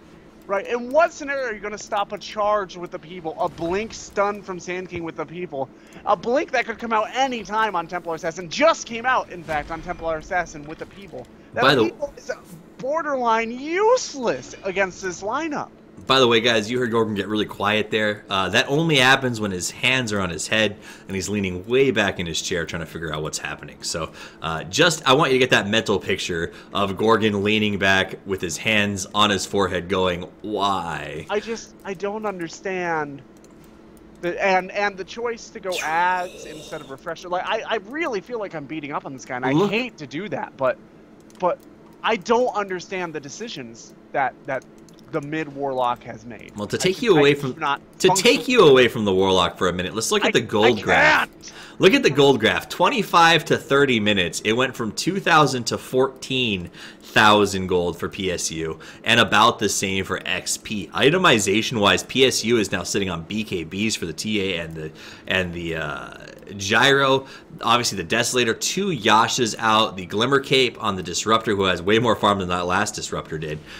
We've got a BKB also finished up on the Spirit Breaker now. On the opposite side, we got Warlock Ags and a Perseverance, and, you know, the Sniper's got some farm, but that's it. They got the Mech on Undying, and they're just falling off so gosh darn hard by comparison. Warlock lost a significant chunk of unreliable gold in that last fight because he didn't buy out a Ring of Health or some component of his refresher there either. So the Sniper's doing, I think, honestly, really well considering the lineups and the situation. But this is 766 is not a blow you away Sniper game though, right? And this is the worst performance we've seen out of Venom at this stage in the game today. Right. So that pick also a little befuddling. Now he is basically the entire late game hope for CMU. The Undying can get an Ags to try and suck away a bit of the strength and make Sniper that much more powerful relatively. With a high ground defense that includes Tombstone and includes the Chaotic Offering and the Upheaval, it includes obviously the chain frost and the sniper and the ability to. Kim Jong comes in, puts down an Echo Slam on Hun, but he pops the BKB. Death comes to us all, but for you, Earthshaker comes before the rest of your team, as now Venom's being charged on. They pop the Vision. Venom gonna go pretty low, got hit with everything, including the Epicenter. He gets rocked. Out comes the ultimate from Spider, putting in some good work. ZZY's gotta be careful here. He gets turned around on by Derek, but a good stun to buy him a little bit of space. In comes the Gyro to the rescue. Disruptor gonna come down, traps Derek inside of it. He's gonna die. That makes it 3. Tubo not interested in ending as he comes in, gets the stun, goes in Viz. Not gonna matter back because Disruptor pulled the man back, and that's gonna be a kill on the Warlock to make it 4 and allow them to push the high ground. You said it. They don't have a great lineup to deal with the CMU's really strong high ground defense, but high ground defense only works if you're alive to use it. And if you have any skills off cooldown, which they don't, even if they buy back, right? So, and that's going to be a TP, and PSU sees the TP, turns around, goes gobsmack on the Earthshaker. Gross is a good way to define it. Clown Shoes could be another, as they push in, get the tower, will get the rags, and CMU has to be considering a GG right now. There's nothing that CMU can do for this game. Like there's literally nothing they can do. The best that could possibly happen is PSU could, on their own volition, throw the game away. That's the Venom's only. gonna come down, gets hit, force staff to stun, Vision out, dead goes Venom, and I expect to see the GG to follow. There it is, they chase it. Derek gonna be killed one last time for good measure. The GG. PSU takes this game aggressively and quickly and takes the series of 3. So that was the best of 3. We watched 3 games. They were all aggressive and an awful lot of fun. It was like watching CIS Dota at the collegiate level. That was a ton of fun. My name is Toffees. You can find me at Toffees TV. I'm joined here by Gorgon the Wonder Cow. Where can these folks find you? You can find me over at The Wonder Cow. So an awful lot of fun. Gorgon, any last thoughts before we sign out for the night? I think I've laid it all on the table throughout this game. It was a very interesting series for sure. This last game was, yeah, you said a little clowny, and it felt a little clowny, but sometimes you got to take those risks, right? Sometimes you got to ride the little car and hope it works out, guys. This has been the Collegiate Star League, brought to you by the folks over at CSL. $15,000 in scholarships going out to the winners of this tournament, as well as an invite to the LAN final. So what a great experience for these college teams if they can make it to that level. PSU takes another step forward as they knock off CMU on their march to the LAN. Glad to spend the evening with you. Gorgon and I are here every Tuesday and Thursday, bringing you all the collegiate action you could hope for. Tell your friends. Make sure you come back. It's at 9 p.m. Eastern every single week, and it is the best way to spend your Tuesday and Thursday nights. I can tell you that. I can guarantee it, and I can promise it. Guys, it's been wonderful spending the evening with you. I'll put some music on, hang out in Twitch chat for just a little while so we can chat with you. Have a wonderful evening. Play more Dota, and as always, folks, Toffees out.